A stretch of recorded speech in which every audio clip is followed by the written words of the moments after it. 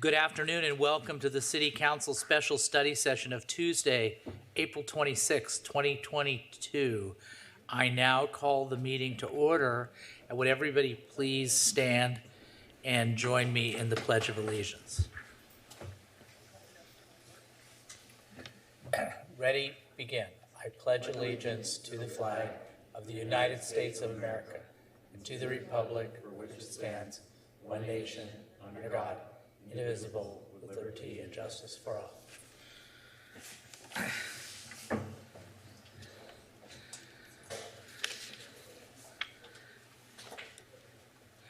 Okay, Madam Clerk, would you please do the voice roll call? Councilmember Chavez. Here. Councilmember Harlan. Here. Councilmember Reynolds. Here. Councilmember Gameros. Here. And Councilmember Gameros is participating via Zoom tonight. Mayor Pro Tem Mar. Here. And Mayor Stevens. Here. And let the record reflect that Councilmember Harper is absent. Okay, terrific. So, Madam Clerk, would you please read the item? Thank you. This is the fiscal year 2022-2023 Proposed Capital Improvement Program CIP budget and 5-year CIP study session.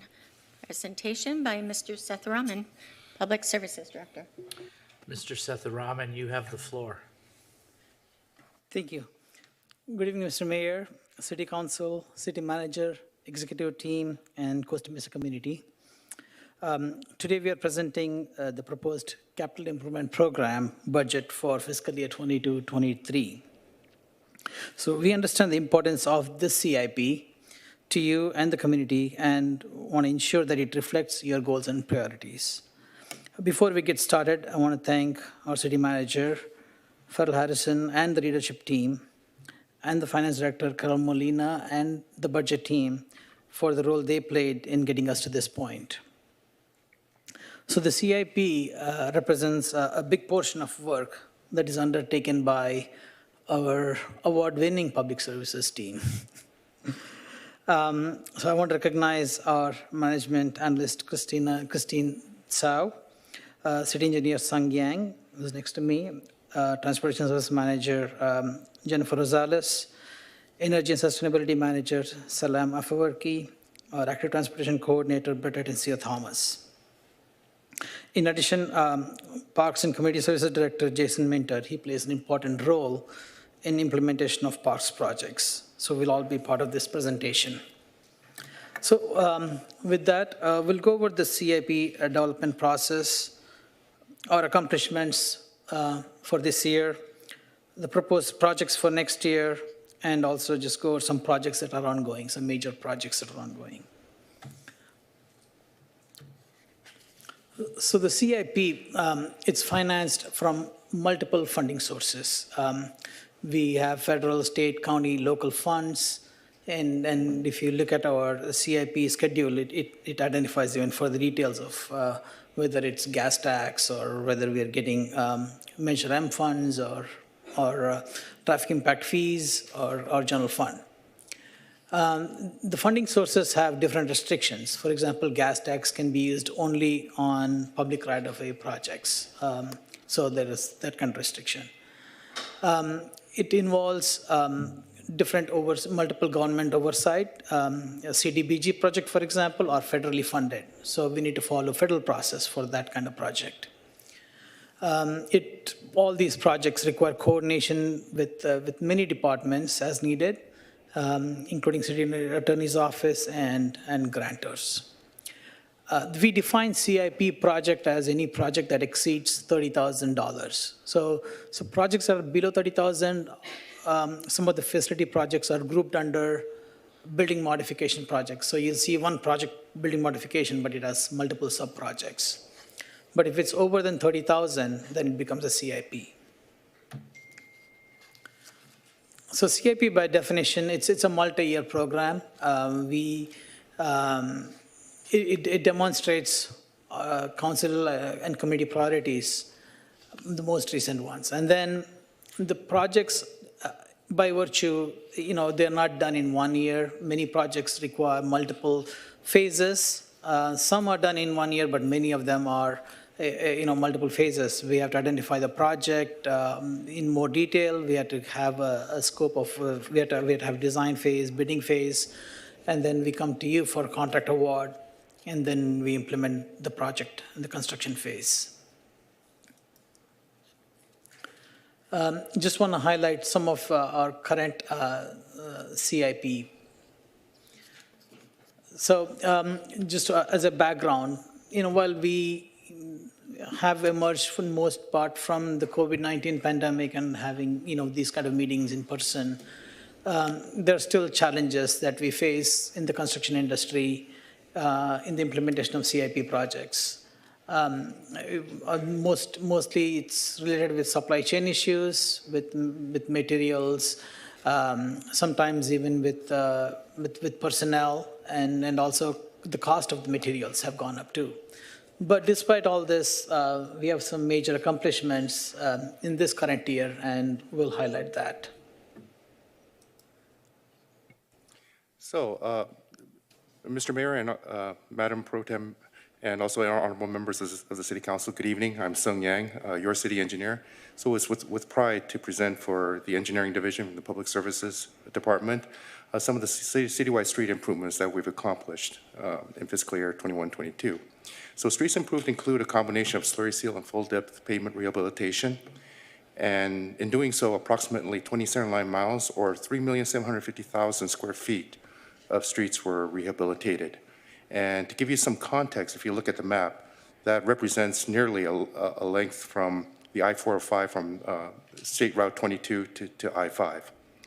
And also for the streets that we improved, included Fairview Road, Bristol Street, West 18th Street, and also includes numerous residential streets such as Kellybrook Lane, Logan Avenue, Conway Avenue, Villanova Road, Wake Forest Road, Parkview Circle, Park Drive, and Country Club Drive, also numerous others as well.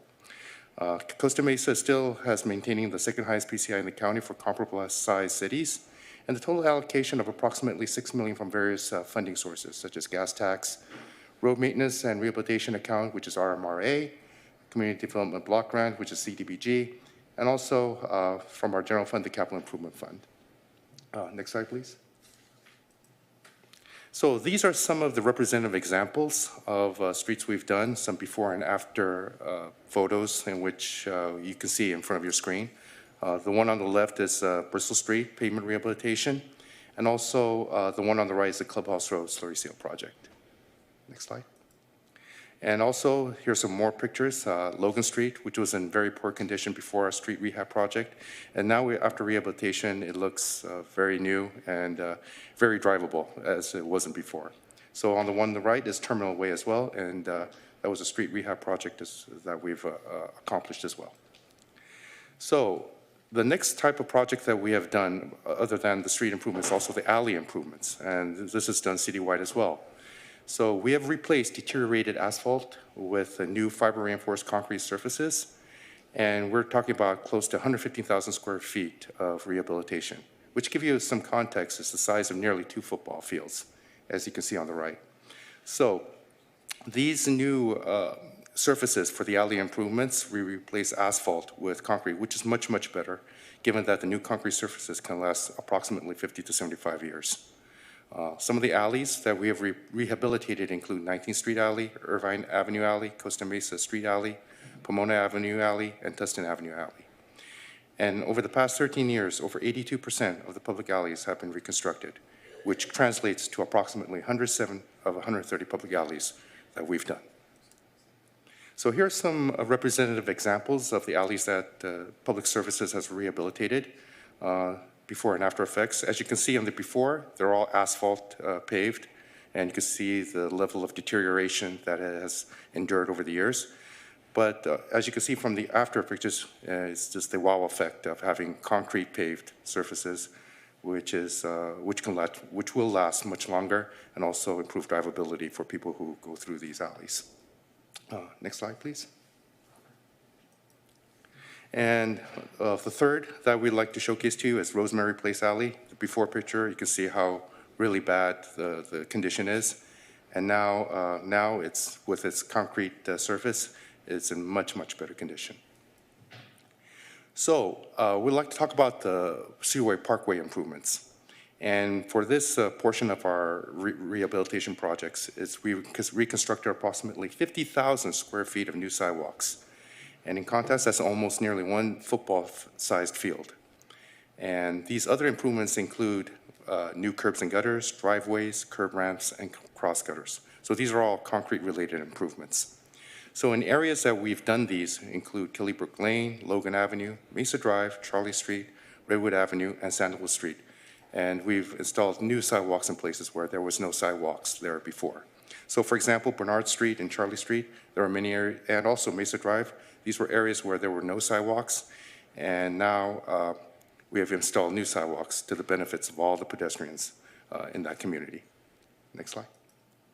And we'd like to talk about one of our Prox projects, which is the Jackhammer Sports Complex improvements. The construction began in early 2022 with grading operations to make way for new improvements, which is our marquee sports complex facility here in the city of Costa Mesa. So in doing so, the major upgrades include an additional 5-unit storage building, accessibility improvements such as American with Disabilities Act or ADA compliant walkways, ramps, and pedestrian access. There's a new fence, bike racks, gates, drinking fountains, and other amenities. Parking lot lighting upgrades and improvements have also been implemented. Drought-tolerant landscaping and new irrigation will also be implemented as well. The parking will also be expanded with new 64 parking spaces, including 4 extra ADA parking spots as well. The circulation, or traffic circulation, I should say, will be improved with new curbs and gutters and security gates, and new slurry seal, striping, and markings will be implemented as well. So the sports complex, we'd like to proudly announce, will remain open during this construction, and the approximate scheduled opening or completion date will be this June. And here's some nice aerial photos through drone photography of some of the conditions of improvement we have over at Jackhammer Sports Complex. You can see the storage buildings, entryways, and the sidewalks all coming together as this project moves forward. I'll defer back to Mr. Setharaman, who will talk about our Prox projects. So there are a couple of park improvements that are happening right now. You have actually awarded the purchase of equipment for Tanager and Jordan Parks. So the construction for the Tanager Park playground is scheduled to start in May. And the playground features a large play structure and rubberized surfacing. And this, again, should be completed by June. Another project within Tanager Park is the Pickleball Courts. We're taking the old basketball court and repurposing that to be a pickleball court, first in the city. So this also should be completed by the end of June. Jordan Park in the east side is also getting new playground equipment and new rubberized surfacing. Again, this project will have 2 separate play areas and should be completed by the end of June. So these 3 projects should be done. Now with that, I'll transfer to Jennifer. Thank you. Mayor Stevens and members of the City Council, I'm excited to talk about the Fairview Road Improvement Project between Baker and Adams. This project was federally funded through a Highway Safety Improvement Grant Funds, competitive grant funding program. This project enhances traffic operations and improves safety along this segment of Fairview Road. The project features a brand new traffic signal at Fairview Road and Village Way, which includes a pedestrian refuge island and with pedestrian crossing. The project also included active transportation in addition to the pedestrian crossing, bicycle improvements. The bike lanes were widened along this segment and added green conflict zone striping to improve mobility and safety for bicyclists and pedestrians. The pavement also included pavement rehabilitation, new curb and gutter, landscape medians, and curb ramps. The next project, Randolph Avenue and St. Clair Street, parking and pedestrian improvements. This project is in the construction phase and nearing completion. The project includes adding on-street parking, about 70 additional spaces on Randolph and St. Clair Street. The project also includes traffic calming improvements on Randolph and St. Clair. It includes a roundabout with pedestrian crosswalks at Randolph and the St. Clair Street intersection with new pedestrian lighting for the crosswalks as well. On Randolph Avenue, this project will be constructing a mid-block raised pedestrian crosswalk with flashing beacons. 2 sets of speed cushions are also will be installed on Randolph Avenue, both before and then basically on both sides of the mid-block raised pedestrian crossing. Includes landscaping, improved signing and striping, removes and replaces damaged pavement, and adds new asphalt concrete. And this project will encourage slower speeds and improves pedestrian access and mobility. Also, I'm excited that the Transportation Division is in the process of completing several studies and has completed transportation studies this year. The pedestrian master plan, the draft, is under review and will be presented at a public outreach meeting tomorrow evening. And so this is scheduled to be complete by the end of June. A draft local road safety plan is also underway, and the draft has been posted on the city's Active Transportation Committee website for review, and this plan will be presented to the Active Transportation Committee next week. The citywide residential permit parking study has been completed, and recommendations for this will be presented, is scheduled to be presented at the next city council meeting. And then the Berkeley Safe Trek Complete Street Safety Assessment was completed.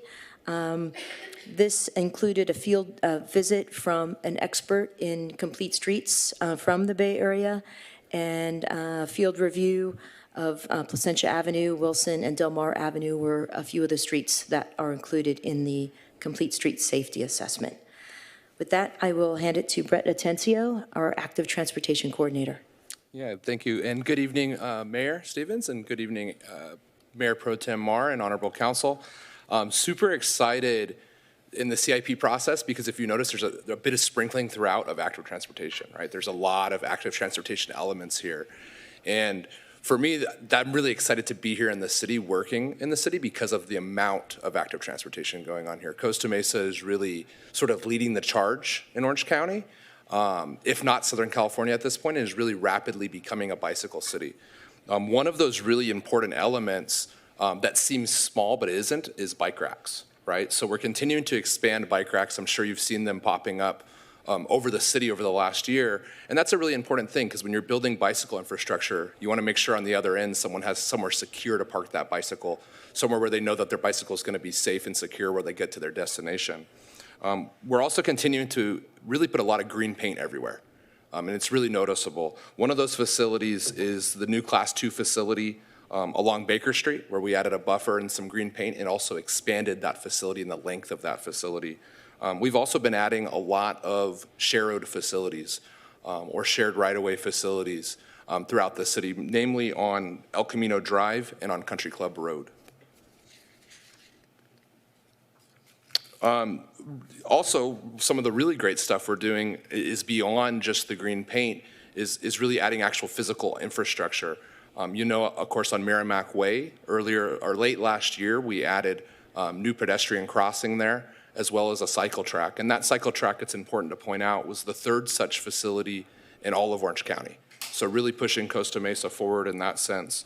And that was the third in Orange County, but of course our first.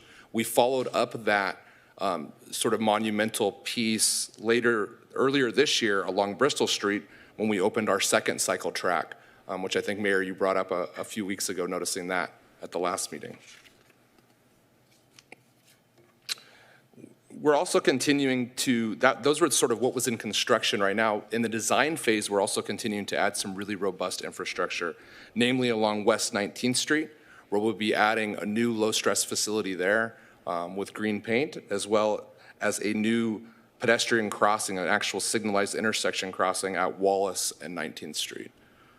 We will also be adding a hawk signal at West 18th Street, where Lions Park is at. You may have noticed the new sort of island, crossing island there. A signal will be added there, a hawk signal will be added there. And what that is that is a pedestrian hybrid beacon, and that's the latest innovation in pedestrian crossings, where the pedestrian actually actuates the signal. It turns to a flashing yellow, then a solid yellow, then an actual solid red, forcing the vehicle to stop. This is a lot more innovative than previous pedestrian crossings. Again, we're adding that at 18th Street by Lions Park, as well as another one along Wilson Street, which is currently in the design phase as well. And then also in the design phase right now, on this one I'm particularly interested in because back in 2005, when I went to Orange Coast College, I lived in the Camden Martinique, and I would cross regularly on Adams to go to OCC, and as you know, that's a very complex intersection. We're currently in the design phase to sort of reconfigure that interchange somewhat and make it a lot more friendly and safer for pedestrians and bicycles to cross there. And then also along Adams Avenue, we'll be building a bicycle facility between Harbor Boulevard and Fairview Road.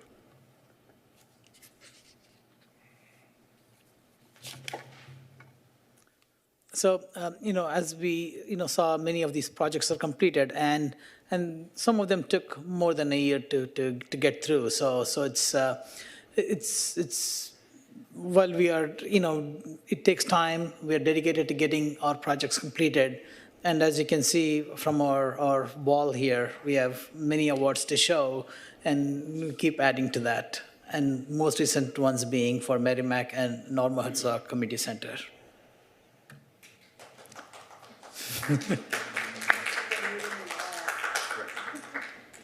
So with that, we'll talk about the 22-23 CIP. And thank you for your patience, by the way. So again, as a background, this 22-23 CIP budget is both comprehensive and robust. And we are happy to note that, that the CIP, the CAN ordinance that the council has passed before, capital asset needs ordinance of $7 million will be exceeded in this CIP. And as I mentioned before, the projects were identified based on your priorities as identified in goals and objectives, commission, committee, and community feedback that we received all through the year, individual departmental requests, and based on our own evaluation of what the infrastructure and facility needs are. Here is a summary of how the funding is broken down with all the different funding sources. And as you can see, there are quite a few different funding sources that we rely on to make this happen. And the total CIP for this year is going to be approximately $25 million. Here is a breakdown by the type of project. Whether it's a facility project, it's getting about $8.5 million.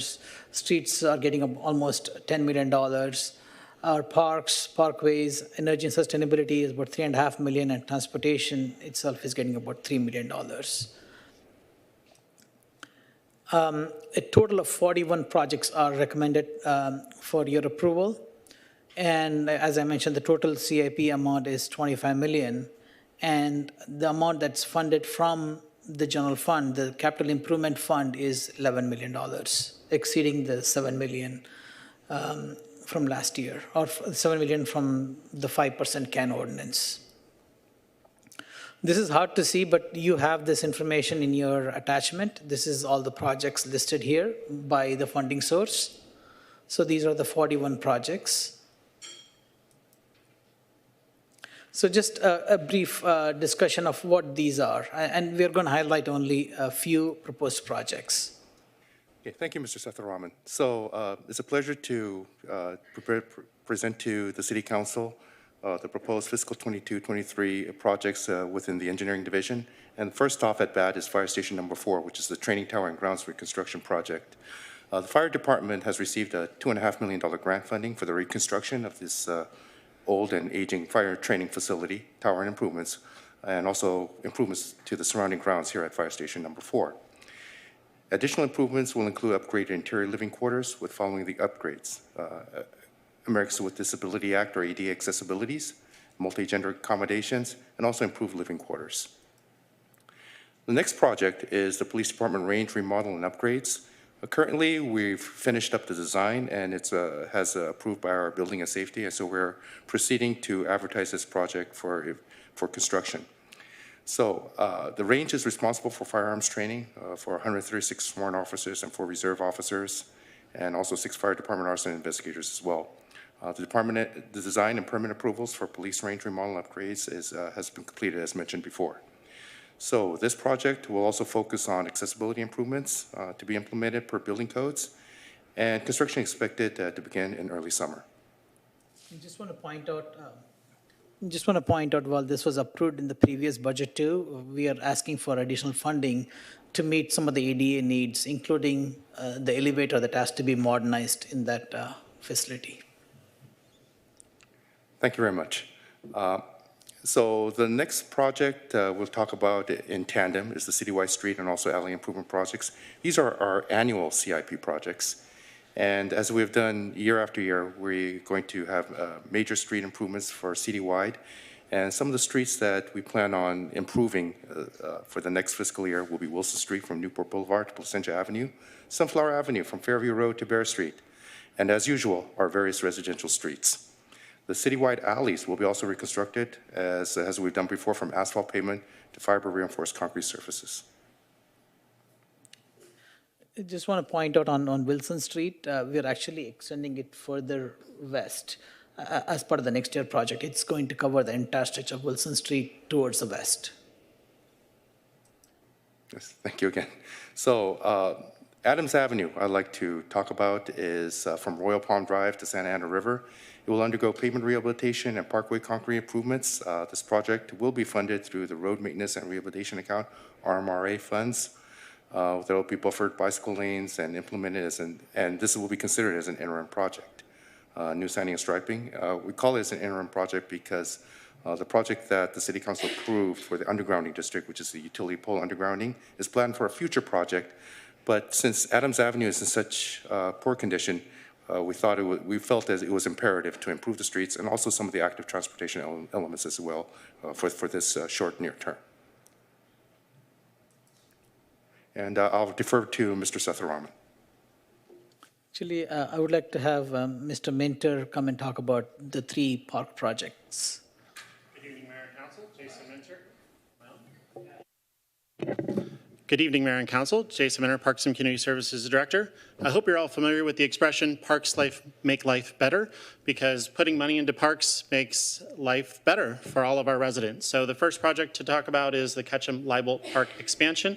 This takes the existing roughly 1/3 of an acre park, adding in the Parkway along Victoria to create hopefully a new half-acre space. This was a project that we applied for grant funding, Prop 68 grant funding for, and unfortunately were not successful. However, we were able to do quite a bit of community outreach and get a lot of thoughts and ideas from the residents around the area about what they'd like to see, and we'll be incorporating all those into this new, hopefully half-acre project. The next project, Shalimar Park. It's a very small little 1/4 acre park. Again, working with the community, trying to figure out what they want to see, looking at available open space in and around Shalimar Drive, both to the east side as well as right in front of the park, putting money into the playground surfacing, and again, trying to find out what the community wants out of this particular, small parcel to make their community better. And then finally, Brentwood Park improvements. This is a former converted school site. The playground is definitely in need of rehabilitation. There was a master plan that had been presented quite a few years ago that is quite a bit out of our funding allotment right now. But at minimum, it would be looking to work with the community on redesigning that playground to find out what the current residents want to see in their local neighborhood park. So again, don't forget, parks make life better. Thank you, Mr. Minter. Now we'll go to Jennifer to continue this presentation. Great, thank you. The Fairview Road Improvement Project from Newport Boulevard to Fairview Drive will implement active transportation improvements and will also undergo pavement rehabilitation and Parkway concrete improvements.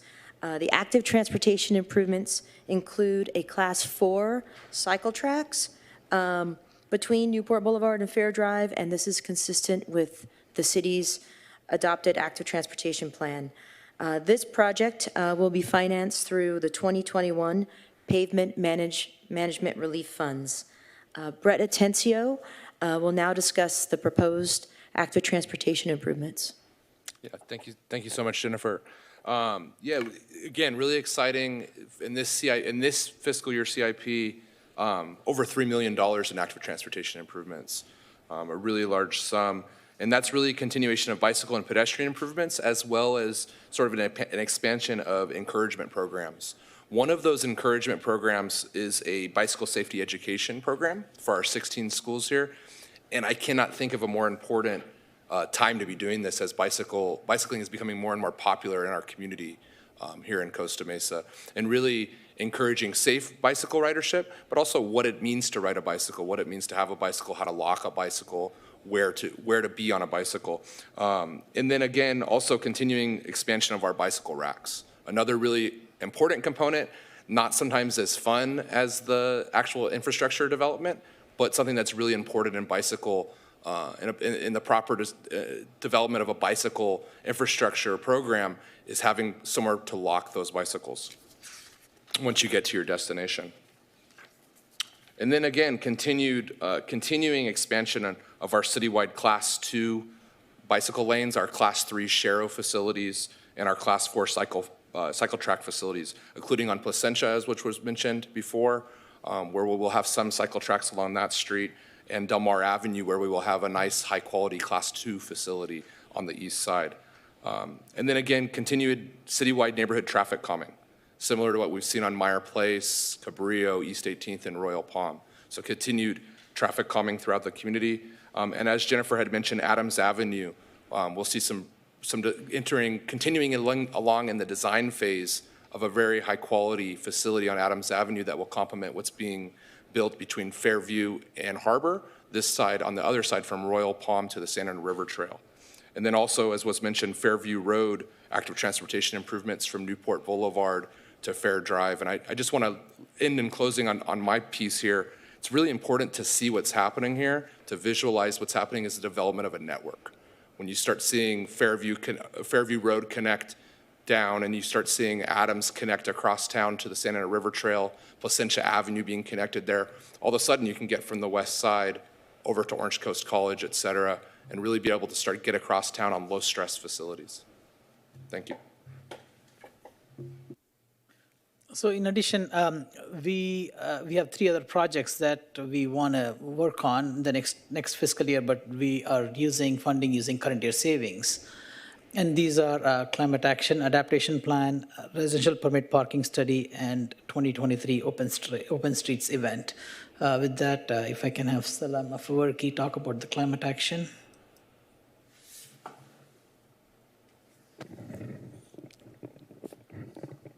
Good evening, Mayor, council members. I'm very excited to be talking about this project.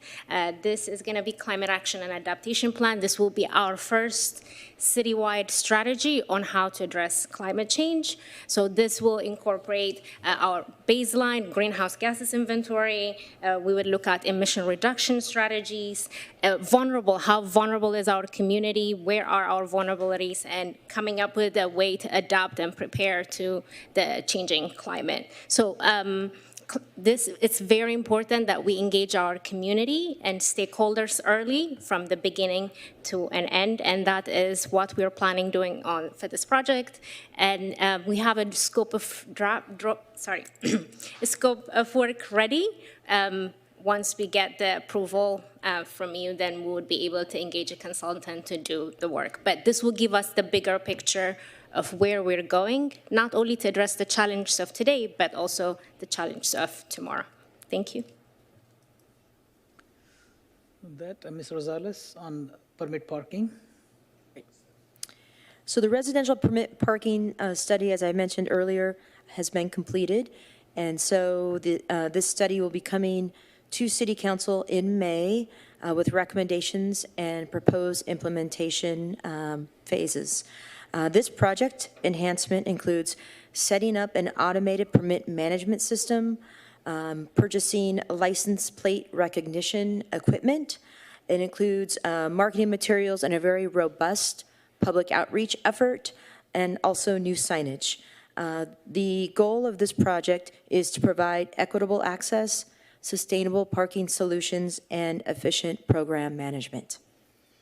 Brett Atencio will now talk about the 2023 Open Streets event. Yeah, great. Thank you so much, Jennifer Rosales. And yeah, again, this is, so for 2023, we're looking to implement an open street event here in Costa Mesa. Open street events are really threefold, right? Is one, the first goal of open street event is to provide that space to ride a bicycle on a city street, maybe for the first time. Maybe you've only ridden it down at the beach bike path. And then the second goal is to take that opportunity to ride that bike on the city street and hopefully encourage future mode share. And then the third goal, of course, is to encourage civic engagement at the local level that's supportive of bicycling and walking as a mode of transportation. We will be looking to implement an open street event sometime in 2023. Of course, that takes quite a bit of robust planning, and I know a lot of folks here in the community and on the council are quite excited about that, so we'll be working hard to implement that for you all. So as you can see from the sample of projects that we presented, it's a wide variety of projects ranging from facilities to active transportation. And now we want to talk about some of the current ongoing projects. So a full listing of our projects is in attachment 3, and that list looks pretty scary to look at. It's 84 projects are ongoing, but want to assure you that quite a few are actually completed, and we have about 33 of them are ongoing. 15 projects are something that we work on every single year. So it's just a list of projects that keep happening, and we have to start on 20 other projects. So it's on track to getting that list down. We are on track for that. But here are some of the highlights. Station number 2. The design of this has started, so we have a consultant. You have approved a consultant recently, and we have engaged the consultant and working with our fire department, with our building department to work out a plan, and there will be community outreach meetings and other meetings down the road. Newport Boulevard, this is a rehab project between Bristol Street and 19th Street. Again, the design is well underway, and we have also engaged with an active transportation consultant to provide us input on what features we can add to this rehab project. West Side Restoration, few things are happening in this one. Very soon we'll be seeing a butterfly garden coming up by Marina View Park. You'll see a lot of lighting upgrades that are happening. There are banners. There'll be the trash cans will be replaced with big bellies trash can, and also there will be restriping of West 19th Street. So all those are coming very soon. City Hall training room. It's to build a training facility for city employees in the basement of our City Hall. We'll talk more about Placentia and other projects in the next slides. With that, Ms. Rosales, you want to talk about Placentia? Great. The Placentia Avenue project is a rehabilitation project which includes active transportation improvements. The rehabilitation piece of the project is from Adams Avenue to Wilson Street, and then also from 18th Street to South City limits. The active transportation improvements that are part of this project include widening the bike lanes and adding buffer bike lanes. On the northern section, we're also looking at potentially adding buffer bike lanes with the flexible bollards as well. This project is planned to be implemented in the summer of 2022. So just want to clarify this one a little bit. While the rehab is focused on those two sections, the active transportation will be for the entire stretch of Placentia. Yes, yeah, our striping plan will be for the whole stretch. Thank you. Yeah. And then Mesa Del Mar. Okay. The Mesa Del Mar circulation improvements. This project will be initiated soon. This project will include extensive community outreach, starting with neighborhood meeting and getting the residents involved at the very beginning of the process and finding out, what improvements, pedestrian and bicycle circulation improvements, the neighboring residents would like to see. This project will also include multimodal and access improvements on Valencia Street and Mission Drive. It'll include pedestrian and bicycle circulation improvements on Junipero Drive, and then also will include traffic calming improvements on Arlington Drive, such as chicanes on Arlington is a potential option as well. And with that, that includes our proposed projects, and I'll hand it back to Mr. Sethuraman. Yeah, we have a few other projects on agro transportation. We are looking at bicycle facilities on Mesa Drive. We want to do a class 1 right by the golf course, along the golf course. Santa Ana Avenue, this is actually within county right away, but we want to look at partner with county to see how we can have bike lanes on Santa Ana Avenue between Bristol Street and Mesa Drive. And then Mesa Verde Drive East and Peterson Place. Again, a study to see if we can take away a lane and provide bike lanes on this section of Mesa Verde Drive East and Peterson Place. Tiwinkle Park has a couple of projects that are in the works. One is we started working on the lakes. We are seeing a lot of erosion at Tiwinkle Lakes. And also, there is loss of water due to leakage. So we want to improve the lake by creating new impervious vertical sides, new impermeable bottom, and also enhanced aeration. And we're also looking at different options within that. And there will be meetings through Parks and Parks Arts and Cultural Arts Commission on this project very soon. In addition, the other project is skate park. The skate park is highly popular, very popular, and we want to expand this skate park by adding area for youth beginners, and also other elements like pump track and other features. So we have a concept plan, but we need to get back on this one and have community outreach meetings. Another aspect of the CIP is the 5-year plan.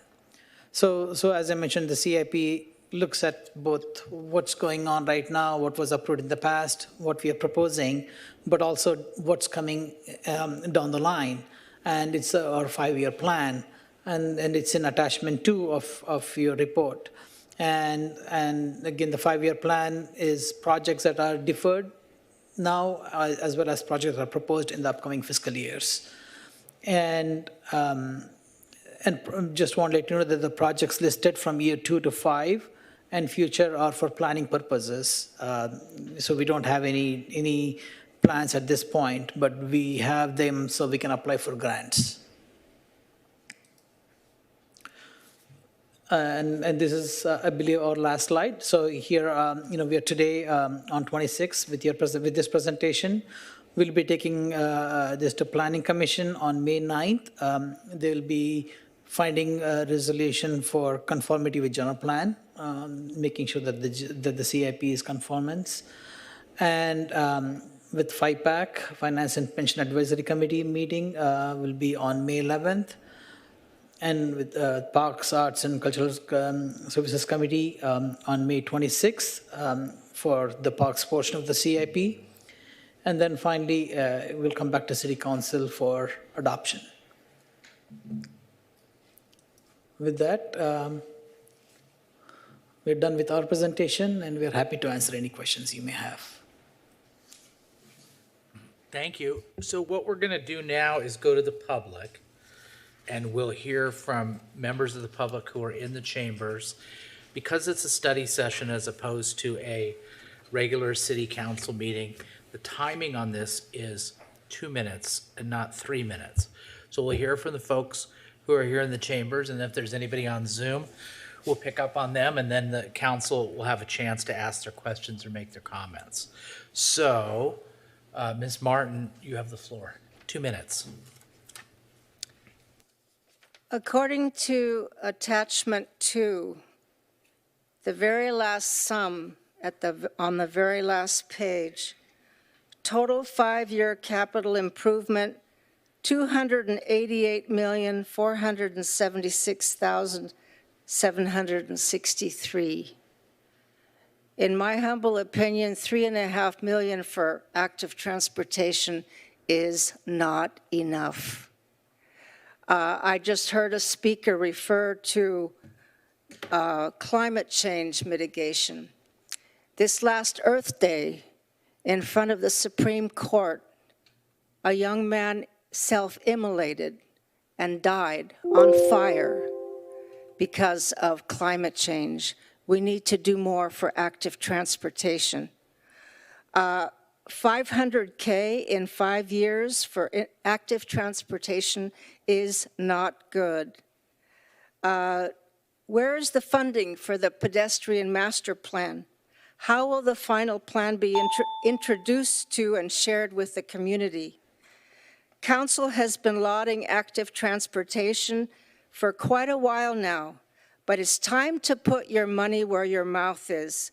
Putting your money where your mouth is has been my motto for decades. Example, my net income last year, $54K. Minus $9K for medical left me with $45K. My money where my mouth is was $24K, or 53% of my income going to charities and to political contributions to people like you. I put my money where my mouth is, and I would like you, City Council, to put way more money in active transportation than a measly $3.5 million over the next 5 years. Thank you. Good evening.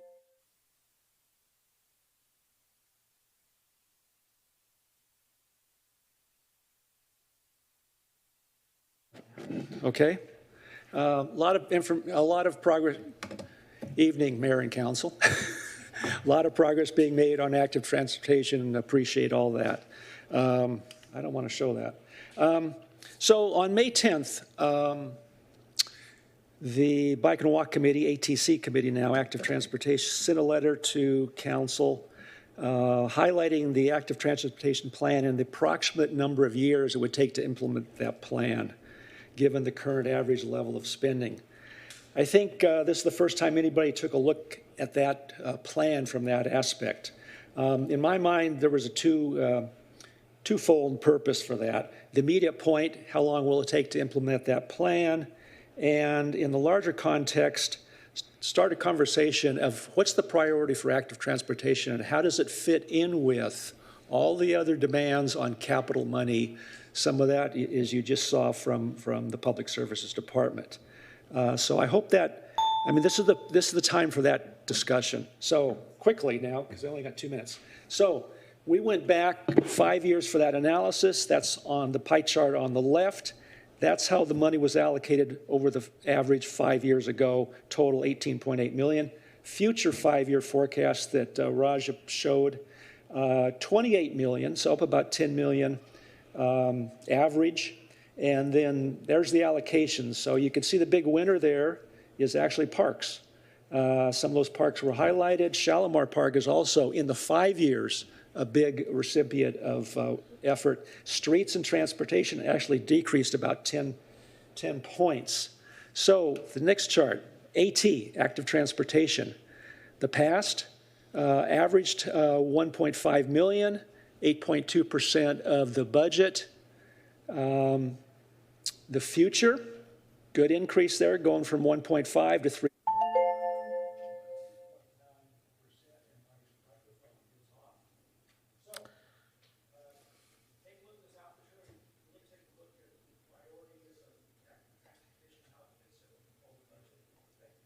Thanks.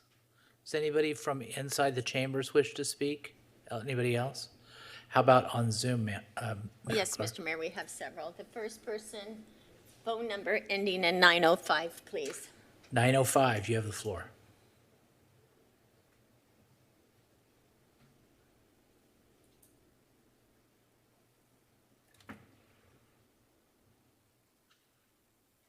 Hi, everyone. My name is Valeria Reina, and I'm a youth organizer with Resilience Orange County. I've been present this whole meeting, and I know we've been talking a lot about infrastructure, but I think I also wanted to bring up the social aspects of the budget. I'm a youth organizer with Resilience Orange County, and for the past couple of months, I've been canvassing and phone banking the residents of Costa Mesa, and just being in the community firsthand. I noticed a lot how condensed the neighborhoods are, but I could also see that there were multiple luxury apartments popping up throughout the community. And residents who have been living in the community for years are now having to deal with the consequences of rising rent prices due to the new developments around them. One specific voter that I talked to that I recall said that he was in full backing of the rental assistance fund that we are proposing today because of the gentrification that he is seeing. He also mentioned that he has witnessed firsthand a lot of people getting kicked out of very condensed housing like the one he lives in, as opposed to getting the assistance they need to be able to afford living there. I hope the City Council can address their concerns in the budget passing process. Thank you. Thank you. Next speaker, phone number ending in 683. 683, you have the floor.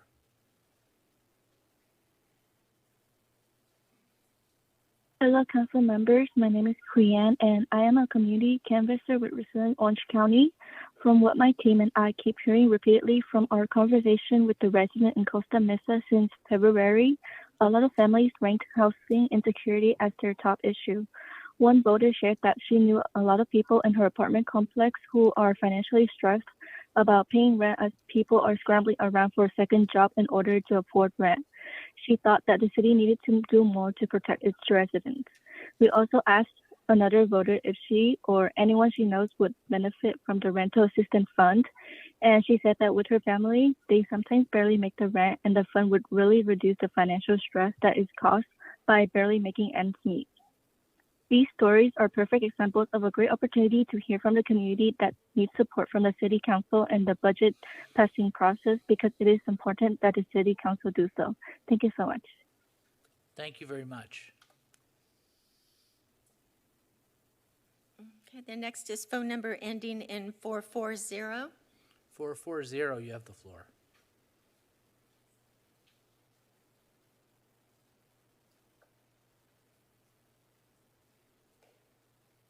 Hello and good afternoon. My name is Andrea Navarro, and I am a community canvasser with the Resilience Orange County. Since February, our team has canvassed and phone banked the communities of Costa Mesa and have been speaking directly to the residents about issues within their neighborhoods. While in our canvassing campaign, we have asked the community members about the issues they are dealing with and have talked about funds that could potentially create solutions to their issues. When speaking to one of the voters, he supported the rental assistance fund and stated he owned his home but did not wish to pay more taxes. When we further explained the reallocation of revenue in the city that the city already had and how the money needed for the fund would come from the city, the voter was in full support for the fund and he also stated that he feels bad for those who are houseless and especially suffer in the times of cold. We ask that the City Council address the concerns of the community and their residents during the budget passing process. Thank you. The next speaker is Cynthia Mcdonald. Ms. McDonald, you have the floor. Good evening, Mayor Stevens and City Council members. Well, 2 minutes is not going to be enough, but I will do the best I can. Staff graciously met with members of Subcommittee of the Active Transportation Committee to discuss the prioritization of AT projects that you saw this evening. We made progress, and while there is some concurrence, there are still some differences, and the AT committee will bring its recommendations to you after next week's meeting. I would like to note the following with respect to attachment 1, number 32, the Adams Avenue AT project. The staff report indicates that grant funding is being pursued. Since construction funding has not been secured, it may be years before this project commences. The current year's budget has an Adams Avenue pavement rehab project for 2.3 million. Is that project being planned despite the uncertainty of the AT project? For these reasons, the subcommittee gave this project a lower priority. Number 33, the bike and ped infrastructure improvements. This is for small, typically one-off projects not specifically identified in the ATP or PMP. We support the funding to cover this type of effort. However, the same project was approved in the current year's budget for $150K. Nothing has been spent year to date. Based on that spending trend, the current funding can also cover next year. This funding would be better applied to other AT projects. Number 34, bike safety ed. Safety ed is crucial, but the committee believes the cost should be shared with the school district. One option is to approve half and negotiate with the district for the other half. Also in fiscal 17-18, a safety education program was approved for $30K. We need to know the outcome of that effort before approving additional funding. Number 35, bike racks. The existing balance from prior year's appropriations is $107K.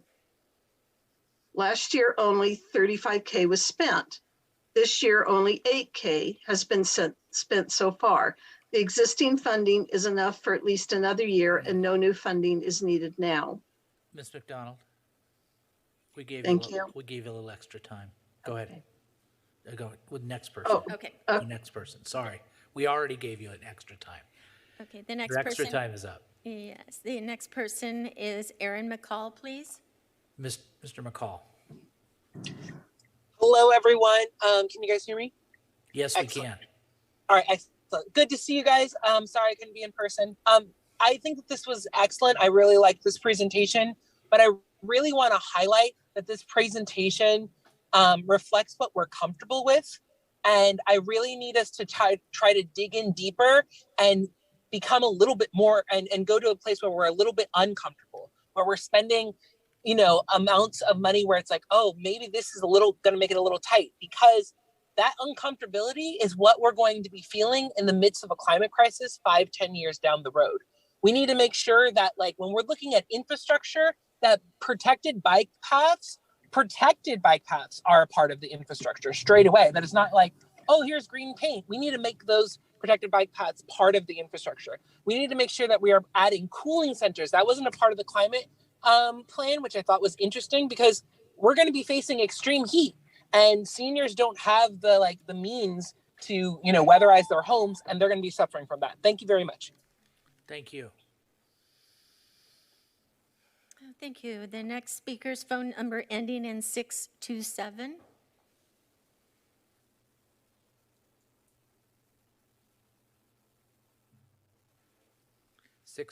You have the floor.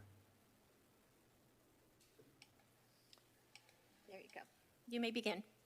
Hello, City Council, can you hear me? We can hear you, yes. Great, thank you so much. My name is Roberto. I am the Leadership Development Director for Resilience Orange County. I have been supporting a group of canvassers who have been leading amazing work. Woo! You know, they've been able to capture important information that we hope is able to be incorporated and considered during the budget passing process. You know, who we are as an organization, work with youth around youth leadership, youth development, and youth organizing. We are a 501c3 organization. Just looking at some of the District 4 map that was approved by the City Council, you know, 32% of the population in District 4 are youth. 39% of that district is immigrant, and 80% are renters. And so, you know, our team has been working since February. We've had 2 campaigns so far, one from February to March, helping gathering residents' top 3 issues that they're dealing with. Overwhelmingly, we found residents listed housing insecurity as their top issue, with rent as something that was rising. Based off that data, we were able to, and some of the data from that population, we offered a rental assistance fund, a youth fund, or a legal defense fund to protect immigrants. We got very positive news for all of three of those, but the rental assistance one was something that was, the one that was posited as a way to address their top issue, which was housing insecurity. Some of the narratives that we saw were that they were super supportive of a rental assistance fund, that gentrification was a result of the rising rent and displacement. There were stories about family members coming together to just pay one rent, the COVID impacts on residents and income, the financial stress imposed by rising rents. Some residents expressed being afraid getting taxed, but then showed compassion when we shared the data for that district and for their neighbors. So, I just want to share that information with you, City Council. I know today's about CIP, but, I hope that at the next May 10th, we can, continue to provide these stories. Thank you so much. Thank you. The next speaker is Mark Vukhsevic. Mr. Vukhsevic, you have the floor. Good afternoon, Council. I just wanted to echo a lot of the comments that have been made about active transportation and making our city more resilient to both climate change, but also more financially resilient. I think one of the things that we are under addressing or not even really acknowledging enough is that if we can really build out some strong active transportation networks, we could really reduce vehicular miles traveled in Costa Mesa, which in turn could actually reduce the amount we're spending on our roadways. And I think this is something that we need to really be considering. I'm standing here and I've seen, dozens of people biking by and walking by and really thinking about what if we actually built infrastructure to serve them, things could be even better. And so I really want to echo Cynthia Mcdonald's comments, who I think eloquently and very briefly summed up a lot of the points of agreement, especially as us at CMABs have been talking with the school district. I think there's room for growth in developing that relationship and them contributing as well to part of the bike education, which we do see as important, but not something that the city should take on as a lead on its own. And yeah, we also just support the increase for the budget ask. So anyways, that's all from me. Thank you so much. Thank you. No further speakers, Mr. Mayor. Okay, so we'll close public comments then. Now is an opportunity for the council to ask questions or make comments or whatever they want. We've got all these great staff members here. And let's go with the request for the mic so that we're orderly. And let's go through, if people have questions or whatever, let's go through one time, make sure everybody gets a chance. And then if you want to go for seconds, if you have other things that occurred to you, then we'll go for a second round. So who wants to lead off? Councilmember Reynolds, you have the floor. Morning, everyone. Usually I wait so others knock out my comments or questions. Thank you for that fantastic report. During the report and listening to comments, I found myself both thrilled and very anxious. So thrilled because we are in such a good place in the city. Thank you to all of our staff. Thank you to our city manager and her leadership. We have come so far, even in the last couple of years, and absolutely headed in the right direction. I have to admit, anxious just because the climate situation is dire, right? The housing situation is dire. So many of our residents live with stress every day that's we have to do more too. So I'm just sharing that's that difficult balance I think we probably all find ourselves in being really proud of the work we're doing and knowing how much more we need to do and how do we do it in a sustainable way. But thank you.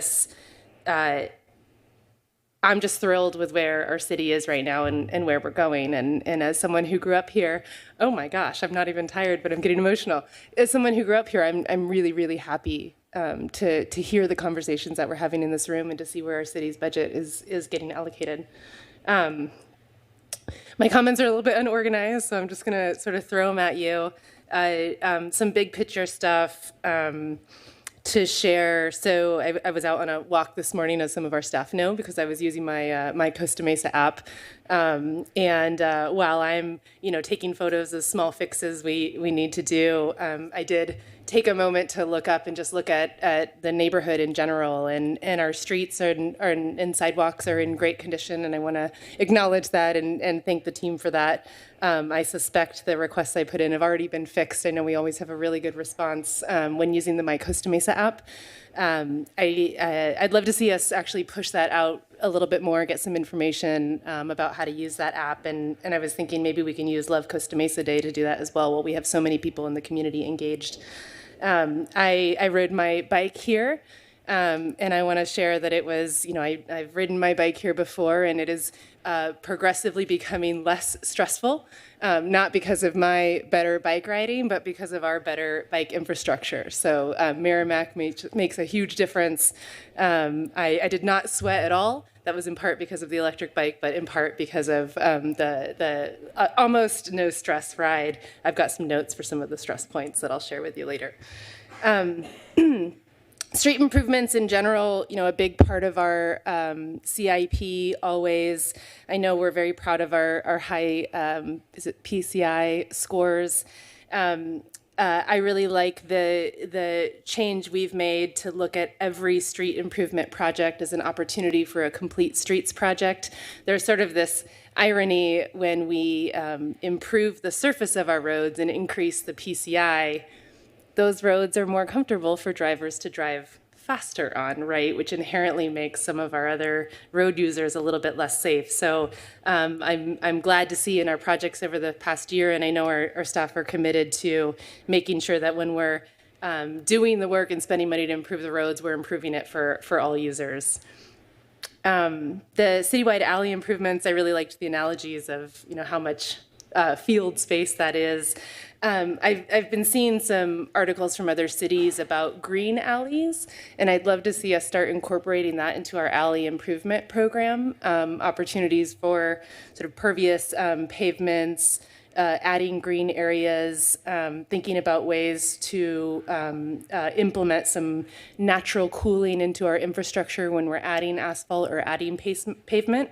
And I've also seen grant money for that, so maybe that's something we can start folding into our citywide alley program. And of course, shout out to ATP in general. We heard some comments from our public and of course from our staff about hearing how important and valuable this is for Costa Mesa. Just want to emphasize some of the comments that active transportation is not just about mobility, right? This is an essential strategy for climate solutions, reducing vehicle miles traveled in our city, safety, individual health. I'm a personal testament to that. Creating community connections. When more people walk and more people bike, when we have slower roads, more people know their neighbor, and that's really important for resilience in dealing with challenges that we face as a community. Increased active transportation is good for local business. There's a lot of evidence of this. Data showing that areas with improved active transportation are areas where local businesses thrive. And then the last comment is finances. So ATP is a citywide improvement strategy, not just mobility. So of course, I'm thrilled to see our budgets increase in that and staff dedicated to that. Okay. Sidewalk improvements, I love this program, and I just wanted to thank you and use one of the examples you shared as evidence of how the process works. Bernard and Charlie Streets started with a resident calling and saying, hey, we have someone who rides a wheelchair down this street and they have to go in the roads. Our bike walk committee did a walk audit on that street and identified areas, and now we have sidewalks there. So in just less than 2 years, I think, from the start and end of that process. So thank you for that. I will always support more money going to sidewalk connections. Okay. I'll do a few details, but let me do high level. There were a couple, maybe 3 areas that I thought were missing from the list. I don't know how we fit them in there, but I just want to throw them out there. 3 areas I thought were missing. One was Victoria Street, west of the 55. Victoria Street, unfortunately, has put us in the news a few times in the last few years because of deaths on Victoria. I almost got hit by a car at that same Victoria Placentia intersection today. A car turning late left on red almost hit me in the crosswalk. So I think we've got enough evidence that there are real safety challenges at that intersection along Victoria Street. We know there are several schools on that street. Any given weekday, we'll see lots of kids from elementary to high school age walking and biking and scooting in that area. For me, it's sort of a glaring hole and a constant source of stress in terms of safety. So I really want to make sure that we're looking at Victoria improvements. Bus stops and shelters.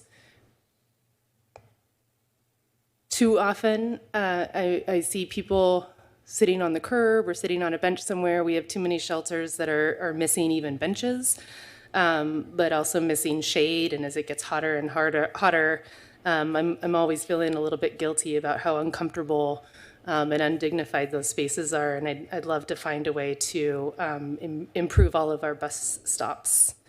And then the last one, community spaces in general. So we've got a really strong parks program, really happy to see all of that work, creating more community spaces and opportunities for our community to gather, both outdoor and indoor, using our community rooms is something I want to make sure we see a strategy around.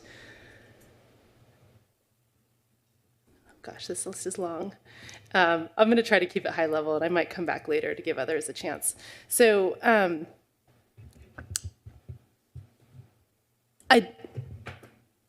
I'd like to see in our active transportation strategies, well, I guess all of the street strategies, some discussion of the safe routes to school. I think a lot of the projects that are already there address many of the safe routes items that we've been talking about. I think making clear or explicit that there's a specific strategy to make sure that we're addressing the safety issues for students walking to and from school would be really good, because we do hear from a lot of parents. The source of a lot of our comments is parents concerned about those safety issues. And one thing I've been asking for a while and would love to see is if we can put all of this great information into some kind of online webpage so that folks can see what projects already have been funded and what the status is of projects they're excited about, and what to get excited about for the future.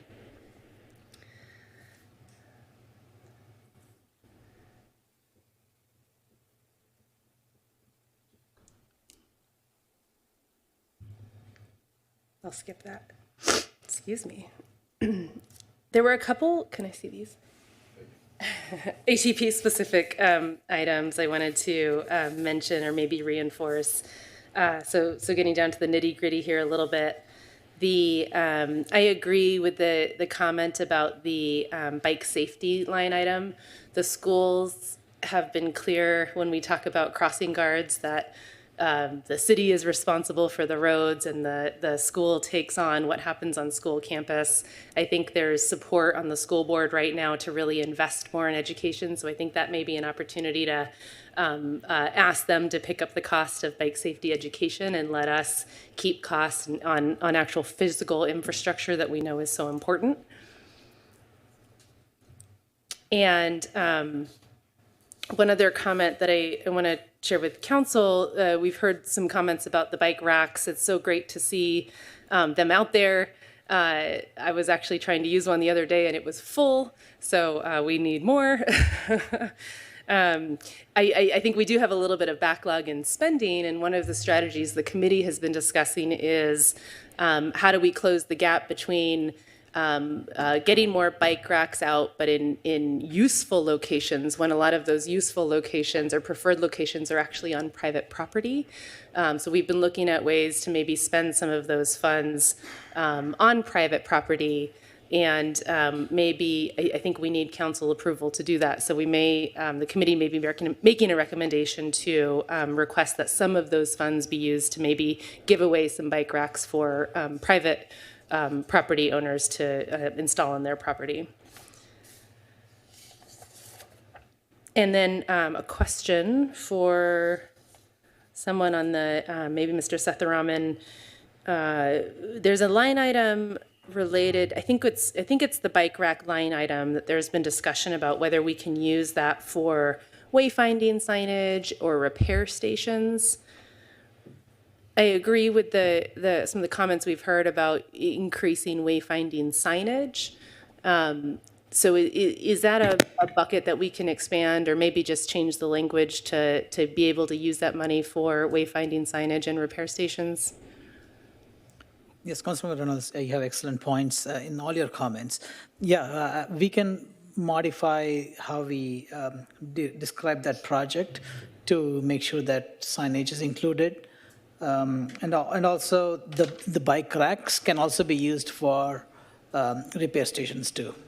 Okay, great. I think if we make that question comes up frequently, so if we can make that explicit in the CIP, that would be great.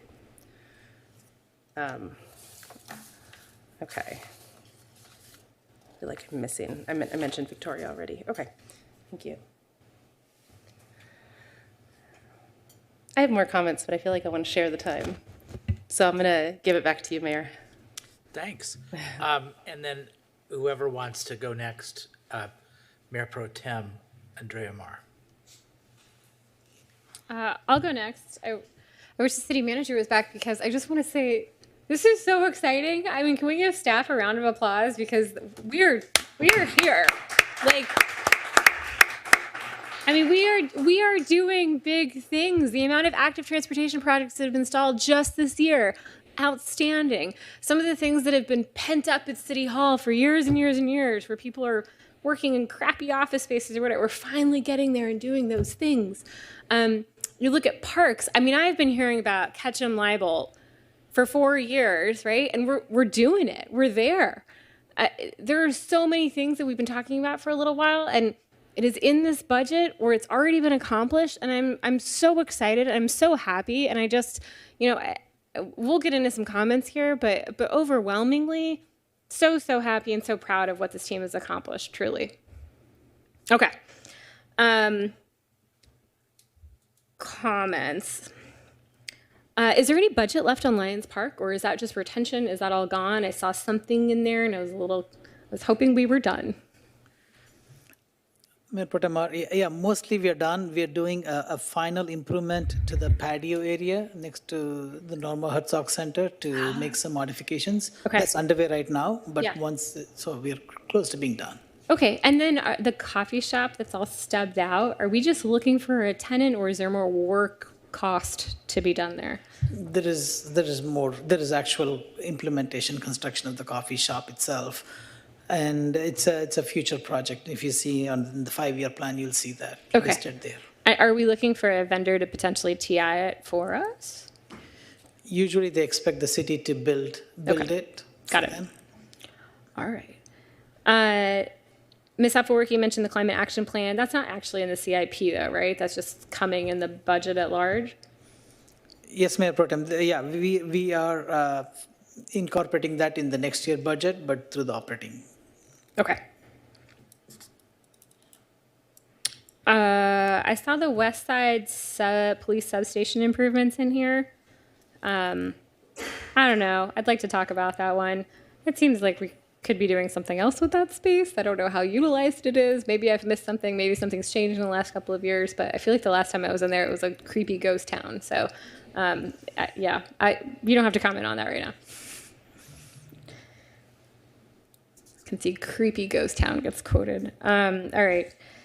I liked the idea of cooling centers and budgeting something for cooling centers. I think between the senior center and some of the other city spaces we have, that's probably not a heavy lift. I don't know if that's something we can put in our operating budget rather than a capital thing, but I think it's a good idea. I know when we had to open the first one last year, it was kind of a scramble to pull it together, right? To the extent that we can move up anything in the sustainability section to sooner, that'd be great. Looks like we're at 195,000 this year, but 1.3 next year. So I know we can only do so much this year, but it'd be lovely to see any of those projects move up a little teeny tiny bit. The skate park expansion. So I try not to keep paper, and I don't get agendas delivered to me. I do all of it online, except for the giant budget book, so I can go back to it year over year. And it looked like we only had $70K in there for skate park design last year. We spent about half of it.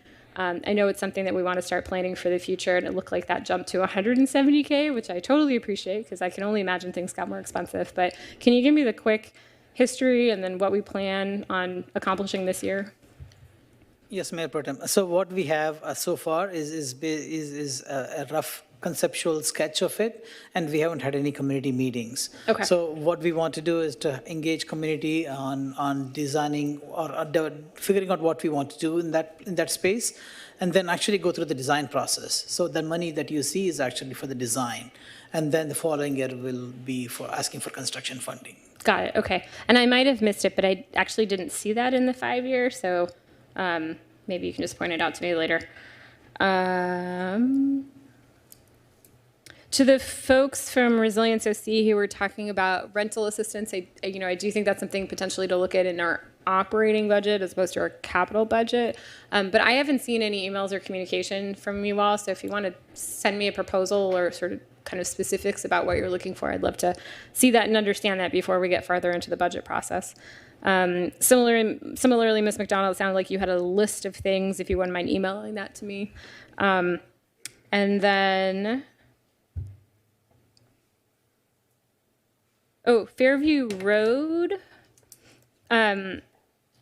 So super excited, Newport Boulevard all the way to Fair. We've been talking about the fact that it's way too wide. There's no reason we need 3 lanes. If we start looking at isolated bike lanes, or at least are we looking at reducing to 2 lanes for that section of Fairview? So Mayor Pro Tem, I don't want to get too far ahead into the design, but we will look into those options. Okay. We will look into options similar to Merrimack. So Yeah. again, as you know, it's classified by OCTA as a 6 lane, so Yep. we need to work with them to make the changes. Okay. But that's the idea. I'd love to work with Fair on that, right? If we can find a way that bicycles can cross Fair and then sort of enter at that Fairview intersection, we could do bike racks right there. Like, we could make it super accommodating for active transportation as a way of getting to the Fair. Combine that with the improvements on Merrimack. Like, there's really kind of no reason not to ride your bike, electric bike, or in my case, scooter. Okay. I'm almost done, I promise. Yeah, I guess the last thing and then when we see this again, can we add project numbers to the 5-year plan, just so for nerds like me, we can compare this to that? Okay. Yeah, I strongly disagree with the characterization of the active transportation plan as not being robust enough. I'm willing to hear it out, and I understand where you're coming from, and I believe that this is where we need to invest, but it's not 2.6 million. It is, I had the number in front of me, or excuse me, it's not 3 million. It's an additional 2.6 million in park usage, and people who can actually go outside and don't have to drive to another park because they have one locally. I agree that when you re-slurry and you make a road nice and smooth for cars to drive on, you actually also make it easier to bike on, right? Like, we don't want potholes in any of our streets, regardless of who is using them. So the idea that none of the money that we're spending that has anything to do with streets are somehow not related to active transportation, I simply don't agree with. And then, frankly, we have a limited budget, right? We've got 20, 25, maybe $30 million year to year that we're able to spend on this kind of stuff. So where do we take it away from? The 3.6 million going to the Fire Station 4 training tower? There's not that many other places that we can pull budget from in order to put it towards active transportation projects. And so, I would push back, and I would add anything that frankly has to do with energy sustainability, parks, land, opening more space, making it easier to get around the city, whether you're biking or walking. I would lump all of that together. And by my super quick math, we're looking at $10 million or so, which is half of what we're spending. So,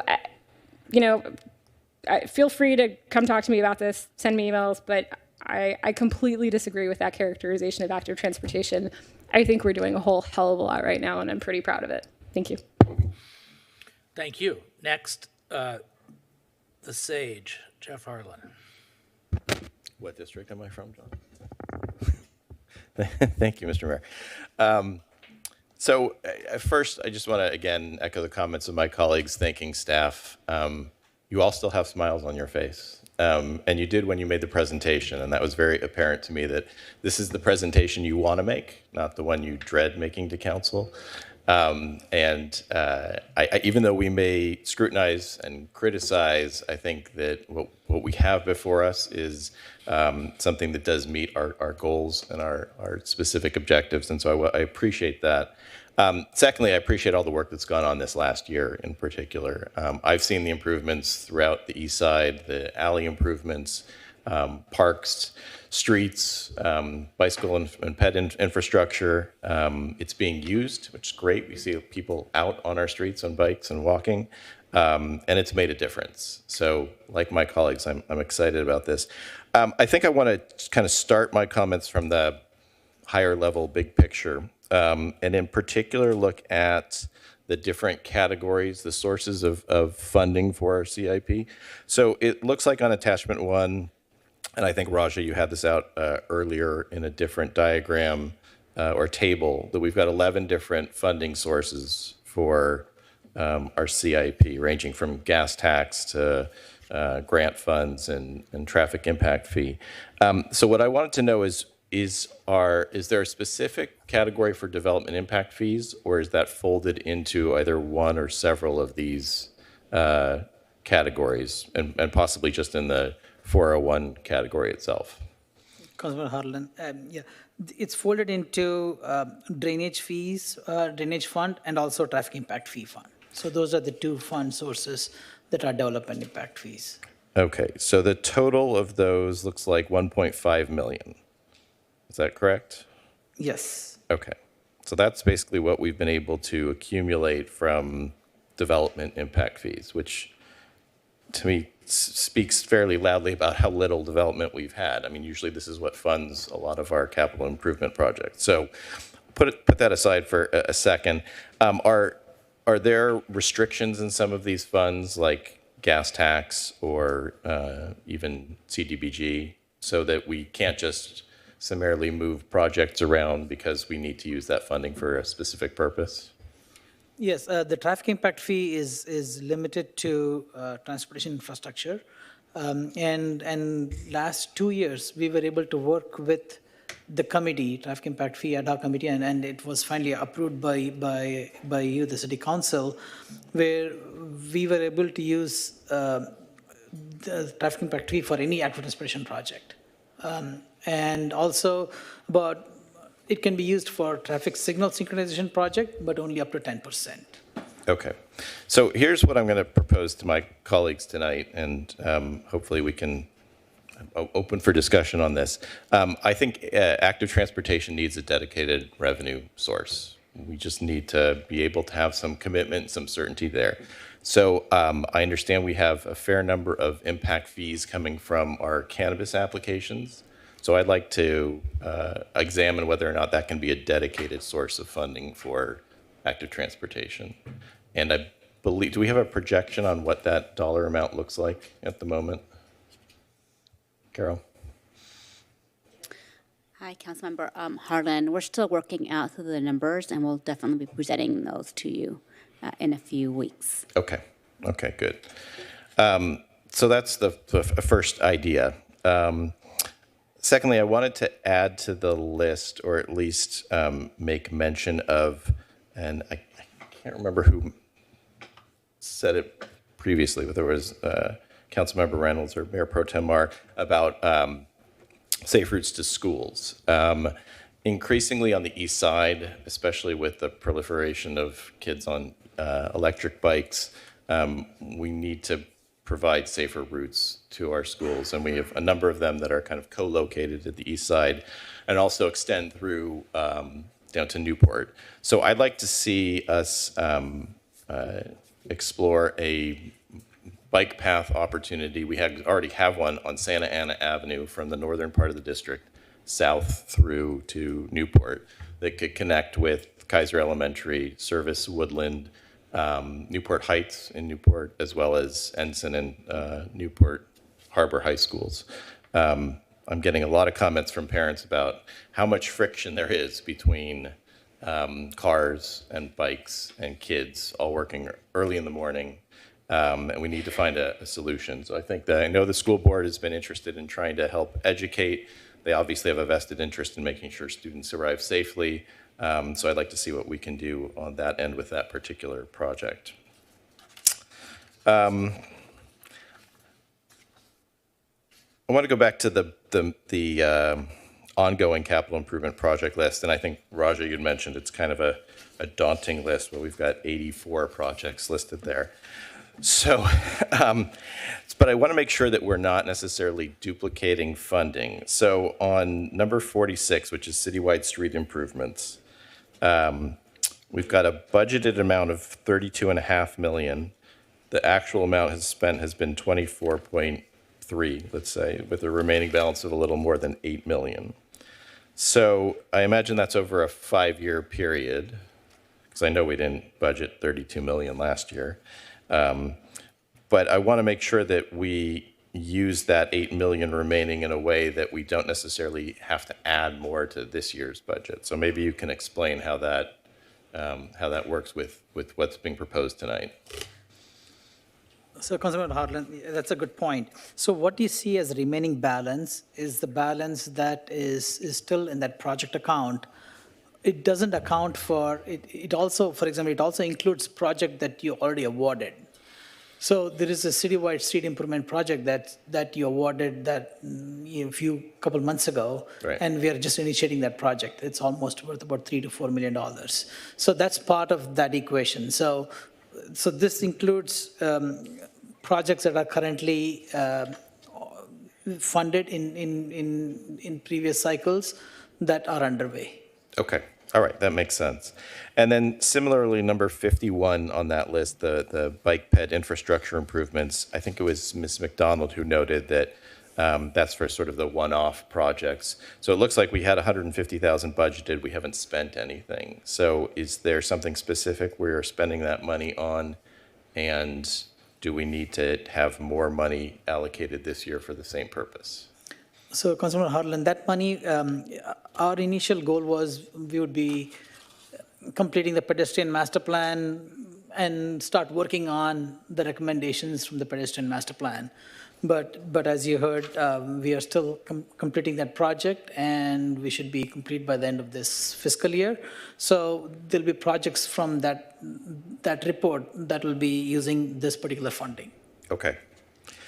And then lastly, I just want to comment on some of the District 6 specific projects, and most notably Brentwood Park, which, my kids went there when 15 years ago, the equipment was old and dilapidated then. There's a whole new generation of kids who are using that park and need something that's more suitable to their needs. So $250,000 is allocated tonight. How does that compare to the scope for Jordan Park, which we've approved and is going in shortly? I think that was for 2 play areas. So is that basically similar projected scope for Brentwood? So, Councilman Harlan, Jordan Park was close to about $200,000. Okay. So it's kind of in that same scope. We know there is more work that's required at Brentwood Park. So we can use this, and maybe if, down the road, we might add more funds to that. Okay. Yes, I mean, I know with the way the economy is going and cost of materials and labor, I would expect that $250,000 is not going to go as far as it used to, but it's still definitely needed. And then actually, I retract that saying I had my last comment. There was something that Ms. Rosales said which kind of pricked up my ears, and it's okay. I know you didn't. It was talking about, I think, Fairview Road. You mentioned something about a pedestrian refuge island. Is that correct? Is that what the terminology we're using?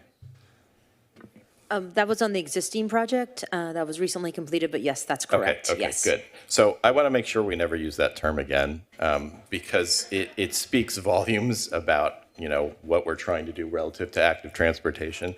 And if pedestrians actually have to seek refuge within our streets, then it may be the reality. But I think because we are devoting more funding to active transportation, and I completely agree with Mayor Pro Tem Mar, it's a broader scope of what's in this budget.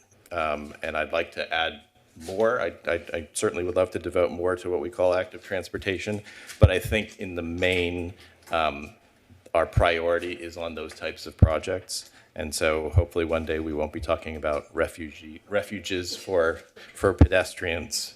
Maybe it's a car refuge at some point, but that's a topic for another day. All right, those are my comments. Okay. We have another term on the forbidden list. Okay. By the way, robust is on the forbidden list. Can we cut that down to about one every PowerPoint slide? Okay. Anyway. No. Anyway. Okay. So let's go to Councilmember Chavez. Thank you, Mayor Stevens, and thank you, members of the audience, for joining us today for our CIP discussion. I will echo my peers in thanking staff for remarkable work. And not only do we leave the pandemic in the black, but we're investing more than we did 4 years ago in some parts of town. It's remarkable, really, what 4 years do. Costa Mesa is entirely a better place because of the work you've done, and I think construction has done a big part of that as well. I see better paved streets. I see more attention to detail.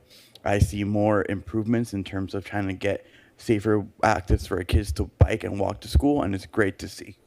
I want to highlight a couple things. I'll move quickly because Member Reynolds and Tamar and Member Harlan had mentioned a lot of things I wanted to mention. First is on parks. Thank you to staff so much for really championing the expansion, not only Ketchum Libel Park, but of Shalimar Park. You know, District 4 is really the most park-poor area of Costa Mesa, evident by the fact that our two parks are literally old lots for houses. This is an area of town that needs any access it can to open space, and it's good seeing staff really hear the needs of the community and invest in that community by doing as best it can with what it has. Personally, I'm really excited for Shalimar Park. I think that community is in dire need of some investment, and knowing that the park is going to be the first piece of many pieces is very beautiful to me. Alongside new beautiful pieces, I know I've been speaking a lot with Mr. Minter, but I do want to stress to staff that let's start looking at parcels of land that we can create into open spaces. You know, in my district, there's 2 plots of land that really stick to my head, and I know the story behind them, but the public doesn't. And a lot of times, I can tell them an answer saying, "Oh, well, this plot of land is owned by X person. They don't want to sell," but they see dirt. So I want to focus on 2 plots of land in my district, just for creativity's sake. The lot near Wilson Street, next to Pomona, that's been empty my entire life. I've had many a friend from high school tell me that they'd buy that lot and make it the dream house. I had other friends say they'd buy that lot and make it a barbershop. I had other friends to say, "What's a dirt lot?" Let's see what we can do with that dirt lot, because again, we need parks in District 4, and that's a parcel's available. Another parcel's available, as you may know, is that parcel on Pomona and Victoria Street. Victoria is a very busy street, as Member Reynolds said earlier, but that doesn't mean we can't be creative. I mean, we have Ketchum Libel Park down the block, and it's a safe park for our kids to enjoy. Let's see what we can do with that park parcel, because it's open, it's available, and there's a lot of trees there that we want to save and make sure they're still there for next generations. Speaking of parks, just to end that note quickly, I'm happy to see we have pickleball courts coming on. Mayor Stevens and I know it's a very popular thing amongst our community. Many folks participate in pickleball. In fact, there's always a pickleball tournament held at Estancia High School through the Lions Club. Let's invest in pickleball, because let's get people active and get engaged. And furthermore, I make the annual plea for a skate park in Westside Costa Mesa. Again, I understand that land value is hard to find, but I'm curious to see if any of those warehouses in the southwest of the city are up for sale. Who knows? Maybe we get a good deal with someone in Costa Mesa that's involved in the skate and active community and make that a park that we can share. With that, I do have my first question on this section. So looking at the 5-year CIP project, I noticed that for Shalimar Park, we don't really see a lot of investment. We see a lot of investment. Like every year we have about $1 million, and then it drops down to $350 on year 25-26, and then up to $2.5 million. Is that just holding, or what's the rationale with that plan? Is there a plan in place already for us, or? So, Councilman Chavez, that funding is for a potential future expansion of Shalimar Park. So so a portion of that money, a good portion of the money could be for land acquisition and then the development of the park. That's why you see that spread. Got it. So it's kind of like putting a placeholder in the budget so we know to allocate for the future. Exactly. Got it. Happy to hear that. I'm also curious to see what the community says when we have more community meetings to see how they want to shape their park. But that's a good segue to my next comment on climate. So on Friday, we had an Earth Day celebration here in City Hall. It went great. I'm happy to see the work we've all done culminate into a nice big event. But one of the things I stressed at the event was the importance of educating our children and caring about the environment. We can't expect our kids to care about the environment, to care about active transportation unless they're used to it. So I really have two things I want to challenge staff on. The first is, and I'm not sure if you have this or not, but the first is, do we have a mapping of where all the streets are in Costa Mesa? Yes, we do. Okay. Do we know as a council, like, what streets are particularly tree poor? Yeah, Councilman Chavez, we can identify that. Yeah, Okay. Based on our mapping. And the reason why I'm mentioning is this, because the same way I mentioned park poor neighborhoods, I also want to mention tree poor neighborhoods. Because one of the things you're going to see with climate change is there's going to be a direct impact to our community members in Costa Mesa who may not have the bandwidth to care about the bigger issues because of their income level or their lack of food stability or rent stability, is that everyone's going to feel the heat. So alongside cooling centers, one thing I want us to do going forward is, can we really look at, see what streets in Costa Mesa do not have proper tree shading and start planting trees now? Because we won't bear the fruits of it, but 50 years from now, our kids and their grandkids will, and I think we should be doing some kind of investment for trees. Furthermore, and I know we're going this direction, I really want us to reevaluate the way we look at every single street. You all know I'm a big supporter of street pavements. I love it. I pull everyone I can in my district. I think people like seeing streets paved because they know the city's at work and it's something they experience every day. But alongside that, anytime we're going through a street, can we please evaluate if this street's a good fit for a mixed shared street with bikes and cars? Because I think Pomona Avenue, for example, where I live, is actually a pretty good street that could be both a bike and car street, and it goes through Pomona Elementary School. Furthermore, on the bigger streets like Hamilton, why not have more bike paths that are a bit more protected? Let's encourage kids to bike. Let's teach them how to bike safely. Because at this point, and I'll be honest, like, I don't have the same view of bikeability as others in this council. Because growing up, people that biked in my part of town didn't bike because they enjoyed biking. They didn't bike because they loved to bike. They biked because they couldn't afford a car, and they had to bike to school. And I think one of the things that deterred people like me from biking wasn't the fact that I was against bikes because, oh, it's a class thing. My Anglo friends from Suburbia drive and I don't drive. It was the fact that I felt unsafe. And I know there's a lot of kids in my district that walk to school and they could be biking and we could be creating more bikers, but they feel scared because they're not feeling comfortable. And that's why I'm really proud of the fact that we're doing protected bike paths, especially on Brentwood Boulevard, that will go to a high school so more kids can feel more comfortable biking. Because if our real goal is to lower emissions by having some folks bike, let's do it properly and make sure we have safe ways where people feel safe to bike. And quickly, two last things. On safety, I'm always going to mention this. I'm always happy to see us investing in our public safety departments. I see we have a lot of things for PD, but I really want to highlight the improvements we're doing for our firefighters with all the fire station improvements. As we know, a lot of times city assets don't get the full investment they can. And I know we had a bit of backlog due to prior councils and prior lack of investment, but I'm really happy to see our city staff investing in our firefighters and investing in our police officers. Because at the end of the day, they're who we call when we need help, and they're who we rely on when we need help. So it's our job to make sure they can do their jobs well for our constituents. So thank you to that staff. And finally, for Resilience OC, first of all, thank you so much for canvassing District 4. I greatly appreciate that you guys went out of your way to talk to a community that's not often talked to.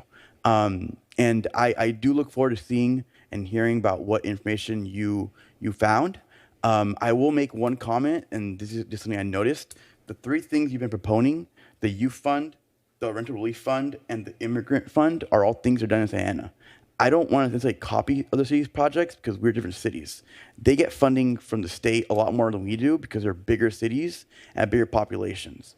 Not saying I don't want to do these things. I'm just saying let's make sure we're not setting unfair expectations to our residents, because I do want to echo Mayor Pro Tem Mar, and I want to see staff come back with some kind of proposal for rent relief, because I will share one thing, and I'll get a little honest here, but I know I'm speaking for my community. I have been losing weight, not because I'm going to the gym, but because I need to eat less because of inflation. And I make a lot of money. I live by myself in my district. I make more money than most family hosts do.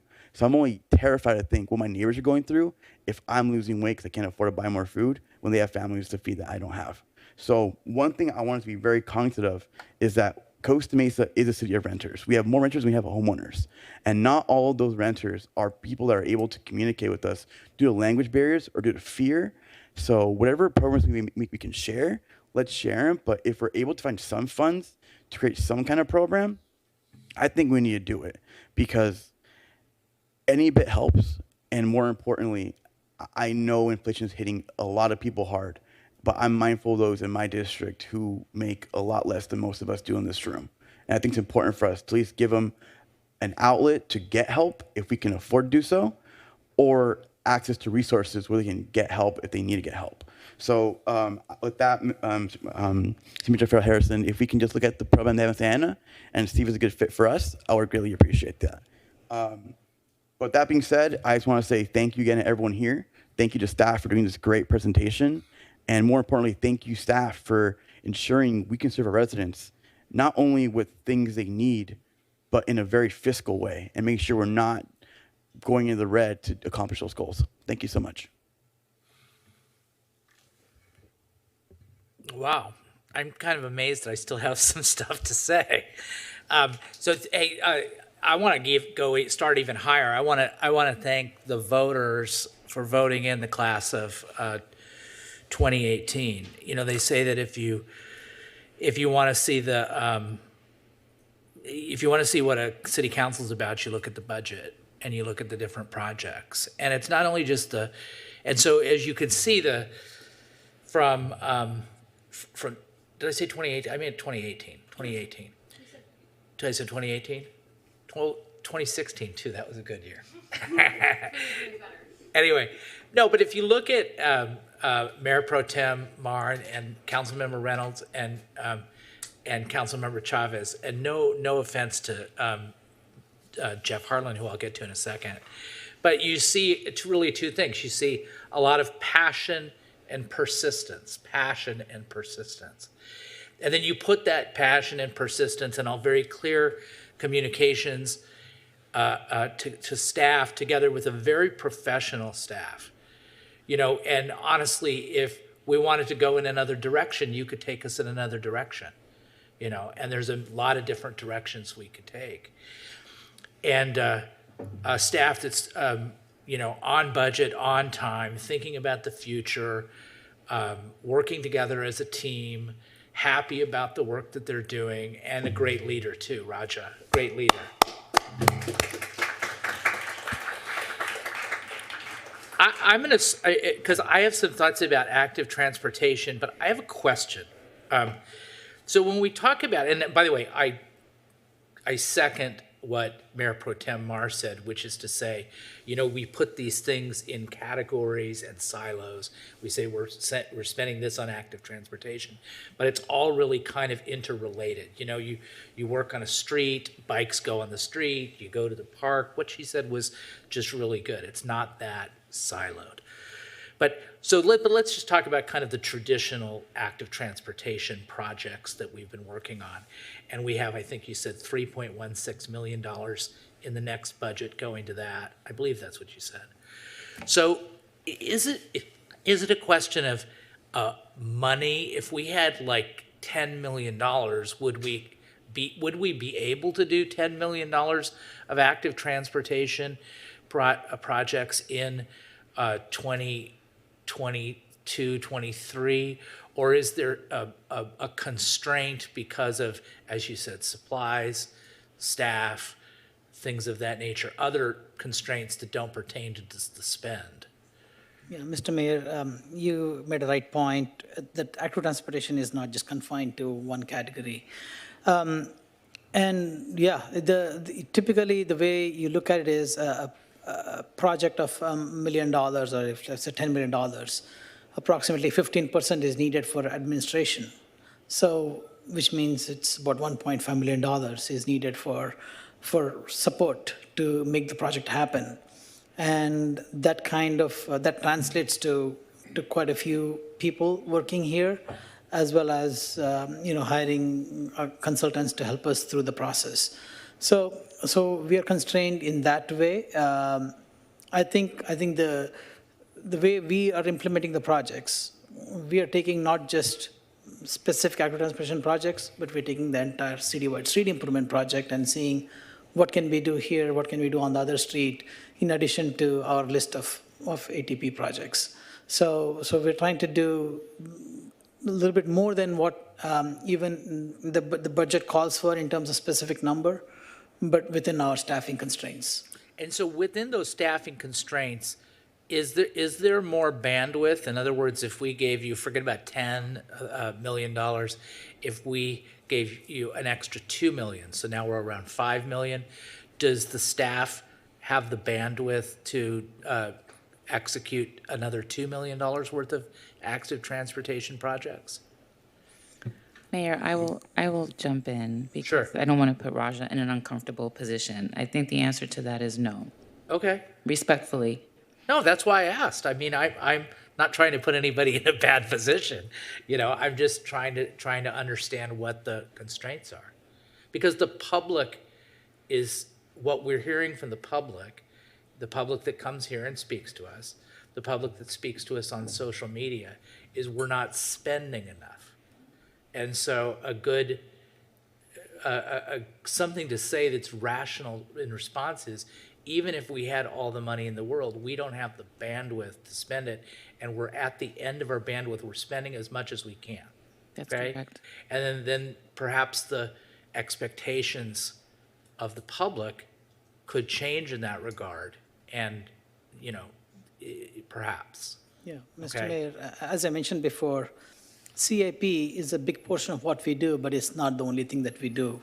So we have, even in transportation, if you look at just that one small section of 7 individuals there, this represents maybe 25-30% of the work. The rest of the work is taking care of the traffic signal maintenance, taking care of other CIP projects, taking care of the complaints, the issues that we get from the neighbors on our streets. So we have a lot of other things that we need to be focused on too, in addition to getting the CIP done. Okay, that sounds good. By the way, I second, as I said I was going to get to him, I second Councilmember Harlan's suggestion that we go back to the Active Transportation Committee and we take that active transportation money that we're going to get from our cannabis businesses, and we know it's going to be some amount of extra money, but I'm not sure whether I'm seconding his idea or he seconded my idea before I got to say it. But we've been talking about that, and I think that that's something, but we would have to go back to the traffic impact fee committee and have them address that. But I think that makes a lot of sense, because we're going to get a lot of traffic impact fees from that group. Randolph, we talked about Randolph, that project. What about parking meters? So, Mr. Mayor, that's a call that at some point the City Council, we can come back to you if that is the direction we want to go. As you know, we haven't done meters in our city so far. We have to look at what the pros and cons are for having metered parking, because people will always look for free parking. So if you put meters, what impact does that do to other neighboring streets? Across the street from Randolph, you have residential neighborhoods. Are we going to see impact in their neighborhoods? So those are the things we have to study, and I think there are solutions that we can implement. Well, if you think about it this way, let's just focusing on Randolph. Right now, we're going to add 71 parking spaces, right? So the status quo is, if they're impacted, they're impacted. And if you meter those parking places, they'd probably be filled. But let's say there's some people that don't want to go to the meters. You're still no different than you are right now, right? That's correct. Okay. So we're one of the few cities that is apparently adverse to charging for parking. I don't know why, but when I go to almost any other city, I have to pay for parking, including Newport Beach, Santa Ana. I mean, reasonable rates, but I do think we should make that shift. There's no such thing as free parking. A trolley or some other city transit. We did a slide on transportation. We have a transportation study that's going to be going forward. Is a trolley or some type of city transit something that's built into that, or what would we need to do to tee that up and get direction from council? So, Mr. Mayor, at this point, we don't have that built in.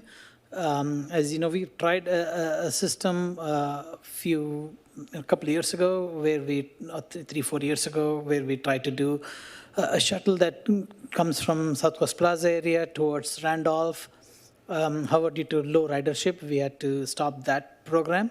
Right. But if there is an interest in the community, we can look into options. If there is potential for downtown area, for example, or so some other options. So that's something that we can do some initial review and then see where it goes, and then if needed, then we can pursue further. We can get OCTS help on that. Yeah, I know that we had that failed pilot project up in the South Coast metro area, and I don't really think that should say that it's not going to work if it was implemented in a different way, promoted in a different way, and in a different location. So I'm glad you brought that up, because I don't think that should slow us down. Every time I bring up a trolley or some type of city transit, I get really good feedback from the community. They'd like to see it, particularly in the downtown area. And when I bring it up with the businesses, they're very excited about that idea. Okay, but I mean, bring it up to council. We'll see if it gets saluted by them. Pickleball, I agree with Councilmember Chavez. I'm glad that a pickleball court is going in. There are other places for pickleball to go, and I'd like to see them more spread out and in all the different districts, because it is a very popular sport, and we're behind the curve on that. In Northern California, every city has lots of pickleball courts, less so in Southern California, but I believe we're behind by a few years and easy to catch up. The wetlands project, I saw that on there. It seemed a little low in terms of, I think you had it down, I'm not going to be able to find it now, but like it was going to be some money spent this year and then 500,000 spent in the next year, and I can't find it now. Fairview Park, I've got it, 155,000 and 550,000 on the pump station wetlands recirculation system. It was my understanding that was a much more expensive project. So, Mr. Mayor, this project is mainly to work on the existing pump station, to upgrade the computer system that's out there, so we can operate that remotely, and also to install a recirculation pump that will circulate water through the wetlands. So it's not, it's kind of limited in scope in that respect, but if there are any future projects, our Fairview Park administrator will identify them. Okay. I'm delighted that there's something in our 5-year plan, including, I think, some spending this year on the golf course modernization, particularly as to the restaurant and the event space. That's the primary place that needs it. It looked a little weird to me. I had a question about it. It's all spread out. You know what I mean? It's like $350,000 this year, $350,000 next year, 400, for 1.9 million. And it seems to me like that's not the way it's going to be spent. You know, when you really go and do one of these projects, you have a design phase. I mean, you know, I've learned a little bit by osmosis. You have the design phase, then you have the construction phase, and other phases, the bid phase, but you don't spread it out over 5 years. So what is it? So I see that there. I'm happy to see some numbers there, but really, what are we thinking about? Are we thinking about this is going to happen in 2 years, in 3 years? Because it's not going to be spent in those intervals. So, Mr. Mayor, this is based on the current funding levels that we typically expect from the golf course, but if we can work on enhancing the funding opportunities in the future fiscal years, then we'll accelerate the projects so that more of that can be done.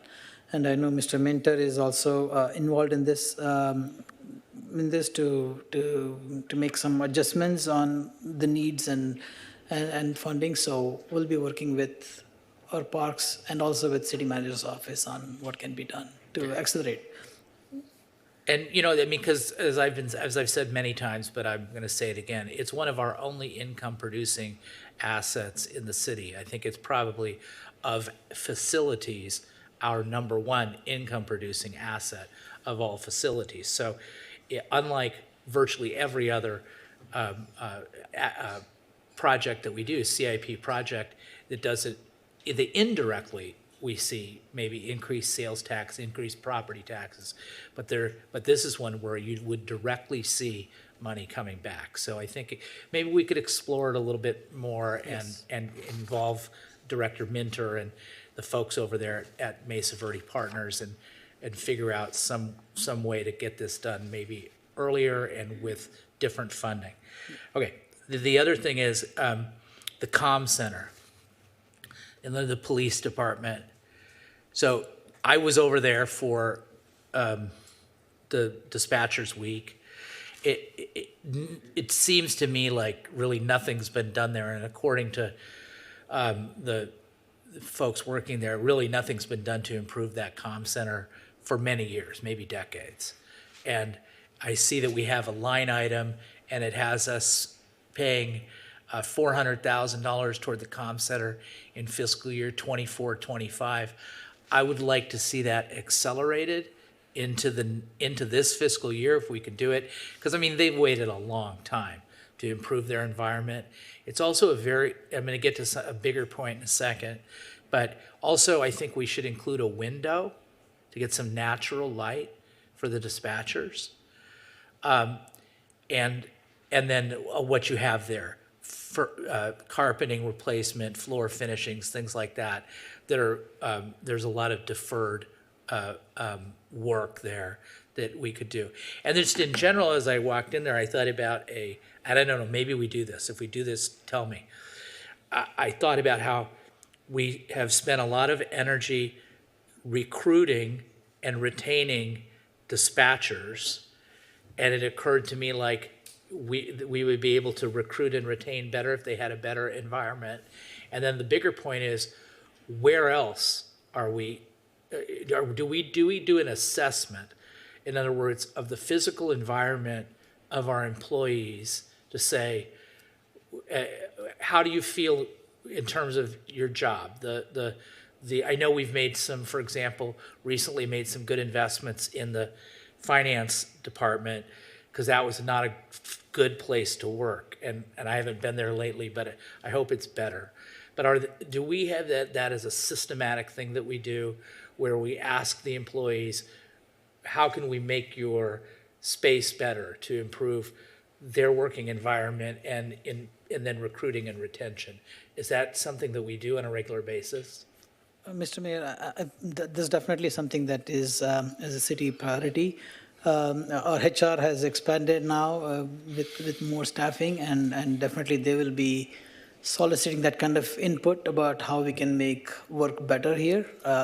And our staff too will be, always try to catch up on maintenance, and we want to get ahead and be more proactive. So from our end too. So we'll work with HR and with our facilities team, and we'll see what we can do to make things better. I think it'll be very worthwhile to do that.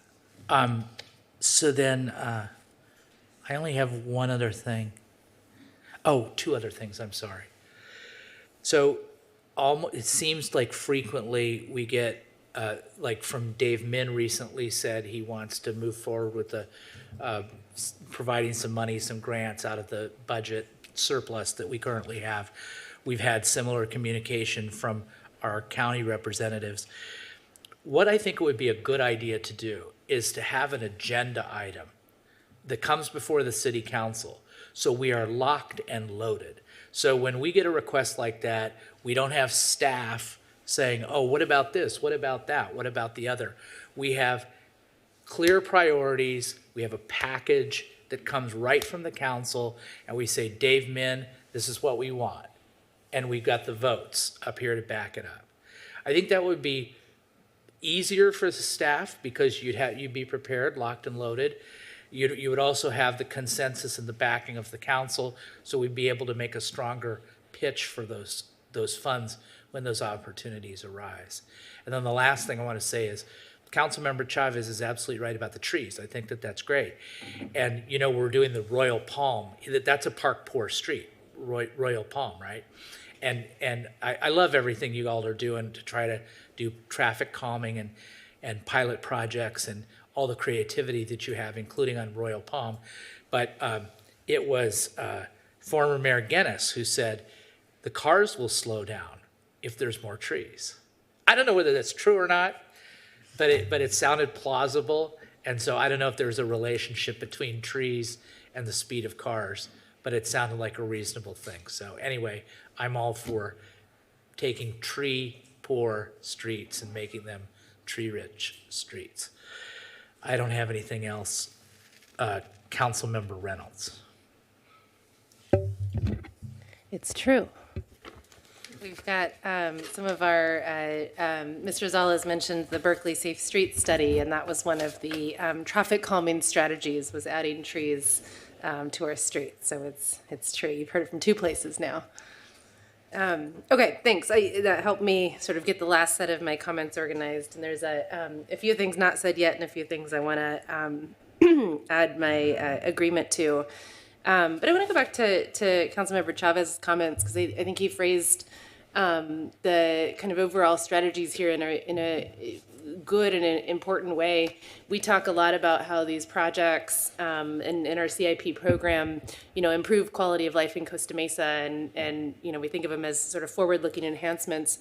A lot of these strategies are helping improve safety, of course, but reduce cost of living for our residents.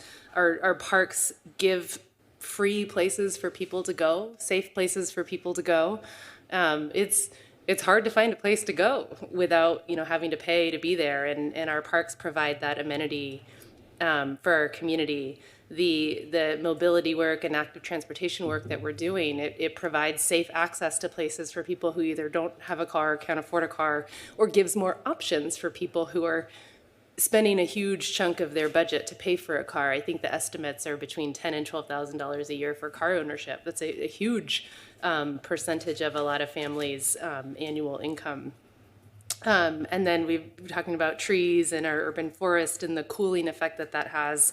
That has a big impact on energy costs for our residents. So just another lens to look at the CIP program for, and I wanted to reiterate that and thank Councilmember Chavez for sharing that lens. Okay, so a couple specifics. The West Side Substation, if we could talk about that a little bit. When I saw that, my mind immediately went to several years ago when we first put this on the CIP. I think it may have dropped off during COVID, but I assumed it was coming back as enhancements for a community serving facility. I remember when I was a kid, there were pancake breakfasts there, different activities there with, I assume, the Lions Club. I know we do some of our storage of recovered bikes there, and I thought it might be fun to do some kind of like bike repair programs. if there's opportunity to create another rental room where community groups could rent rooms. I think we've lost some community rental space with our existing Lions Park project. So Mr. Sethuraman, can you expand on what this project is intended to be with the substation? Yes, Councilman Reynolds. So West Side Substation is actually used extensively by our code enforcement staff and also park rangers and also our police department. Bulk of that area, a big portion of that area is used for evidence storage too. So it's actually quite packed. And the request that we get is to make it better for our employees there that are already working at West Side Substation. Long term, of course, there are options that can be done, which is to rebuild it and to incorporate not only staff needs but also community needs. So, but that's a long term, larger project. But on the shorter term, what we're looking at is how to make it more efficient for our evidence storage, as well as making things better for our staff that's out there right now. Yeah, okay. I remember, again, this is several years out of date now that we've been in that facility, but I remember an entire room just full of bikes, and I wonder if, a shipping container for those bikes might be a better use, and then that opens up that room for other uses. I'm really interested in the feasibility of creating some kind of community serving space there, not necessarily the whole building, but maybe one space, one because of its location next to sort of this whole compound of community spaces, but also its history. I understand that was the first courthouse in Costa Mesa, and there's some really nice historical elements still in the building there. Okay, Canyon Park.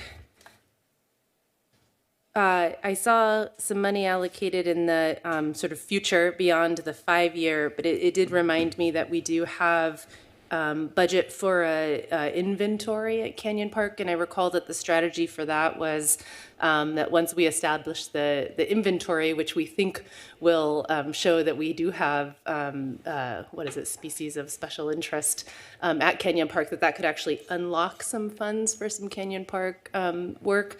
So I would like to see that project move forward, the inventory project that has already been approved in previous budgets. I've also gotten some questions about the asphalt trail. It's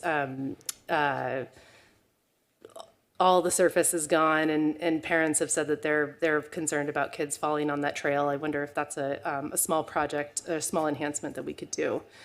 On Fairview Park, I mentioned I'm working on setting up a meeting with TCA's environmental team. They manage over 2,000 acres of mitigation land with a lot of the same species and restoration challenges, and they do it very efficiently. And so I want us to learn from them. So I'm working on setting up a meeting there. I'd like to see I won't ask for details now, but the way this budget is laid out, it makes it look to me that the habitat restoration is pushed off multiple years, and I'd really like to see the habitat restoration happen sooner. I may be misunderstanding. I just wanted to share that comment.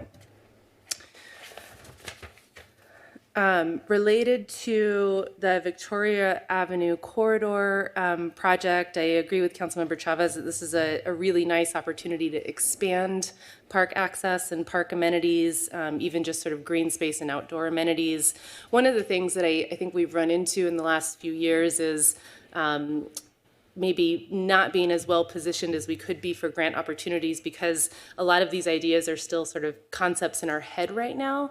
And so I don't know if this is the case, but I wonder if there is a good strategy in putting a little bit of money aside just for some visual sort of conceptual plan so that we're well positioned to go after grants. I think especially for projects that we know would score high because they serve our sort of disadvantaged community tracts, because they create connectivity, because they have surfaced from comments from community. We know what that rubric is, right? And so if we can position ourselves better for some of those grants by doing some sort of light touch visuals to put concepts on paper, I think that would be a worthwhile spend.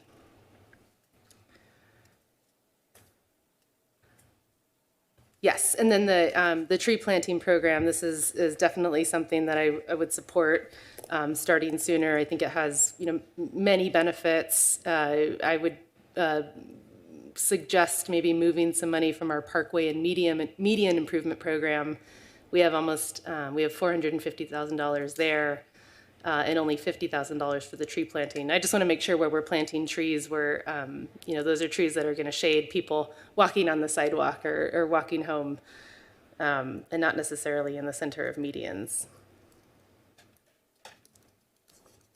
And I think that was the last. Two other specific projects. One of the other projects that came up when we had the Berkeley team down here was just improving the connection from Placentia to the Joanne Street Trail. If you're coming north to get on the trail, it's a really tight turn, which is difficult with a cruiser, I learned today. And then if you're coming south, it's kind of hard to get across. We still see a lot of students crossing Placentia, or adults crossing Placentia in dangerous ways. With that large Fire Station 4 project, am I at the right fire station? Yeah. Yes, okay. I just want to make sure. I wonder if there's a way to maybe fold that into that project. I don't know if that project would encompass the front side of the building, but that might be an opportunity to fold it into that project. And lastly, I have to say it, there's two, this is further out on the 5-year, but there's still two road widening projects. One with a long ways in the future, but still $20 million allocated to it. I hope by that time we'll all agree that road widening is the wrong direction. But I just have to say, I hope we never spend city money widening roads anymore. Okay. What I hope, another item that we had been working on before COVID really made us scramble in a lot of different directions was kind of a way to look at a lot of our city services and capital improvement program through, I think, what we were calling an equity lens. And I'd like to, maybe next time we're at this, try to have some of that framework in place. It's always exciting to see money going to enhance the parks that we already have, and just want to remind us all that there are still neighborhoods without parks. We have a good strategy for that in this budget, and I'm really happy to see the money for Ketchum, Libel, and Shalimar this year and going forward.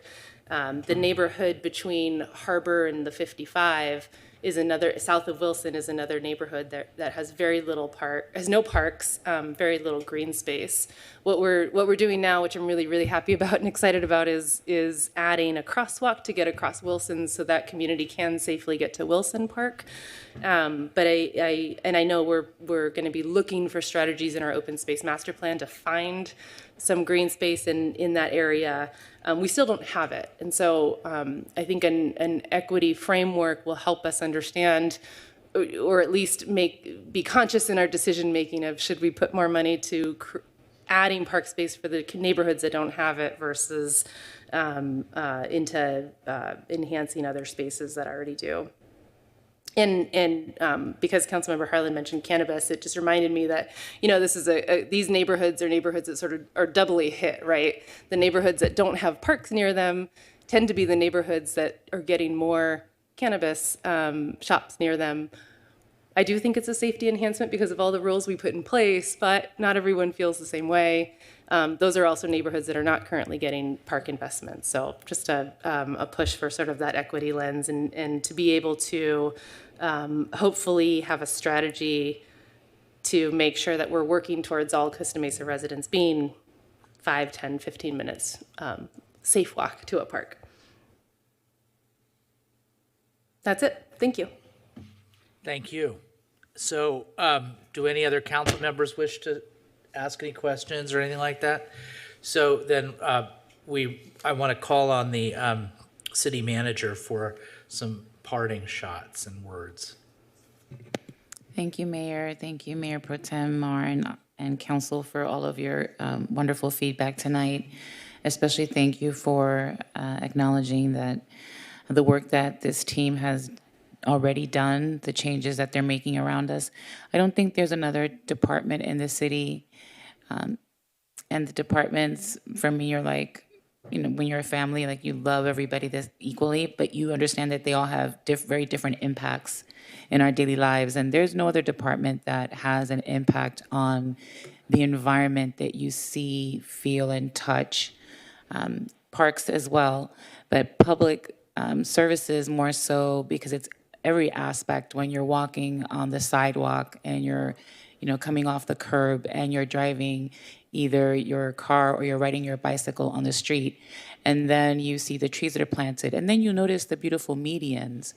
And then you look at the great signage so that you know where you're going and the traffic signals are working. And you see the pedestrian that's pushing the button. There's no other department that has an impact on the way that you feel and experience the environment that you live in as much as public services. And they've just made some incredible contributions in the last few years. So thank you for acknowledging that. The CIP every year is a tough document to put together. We do a lot. Gosh, I don't know how many times we met on this, Raja. And we have a lot of conversations about what we can manage. We don't want to overcommit and then underdeliver. That's always bad for everybody. We also know that there are projects that have been previously approved that we need to finish.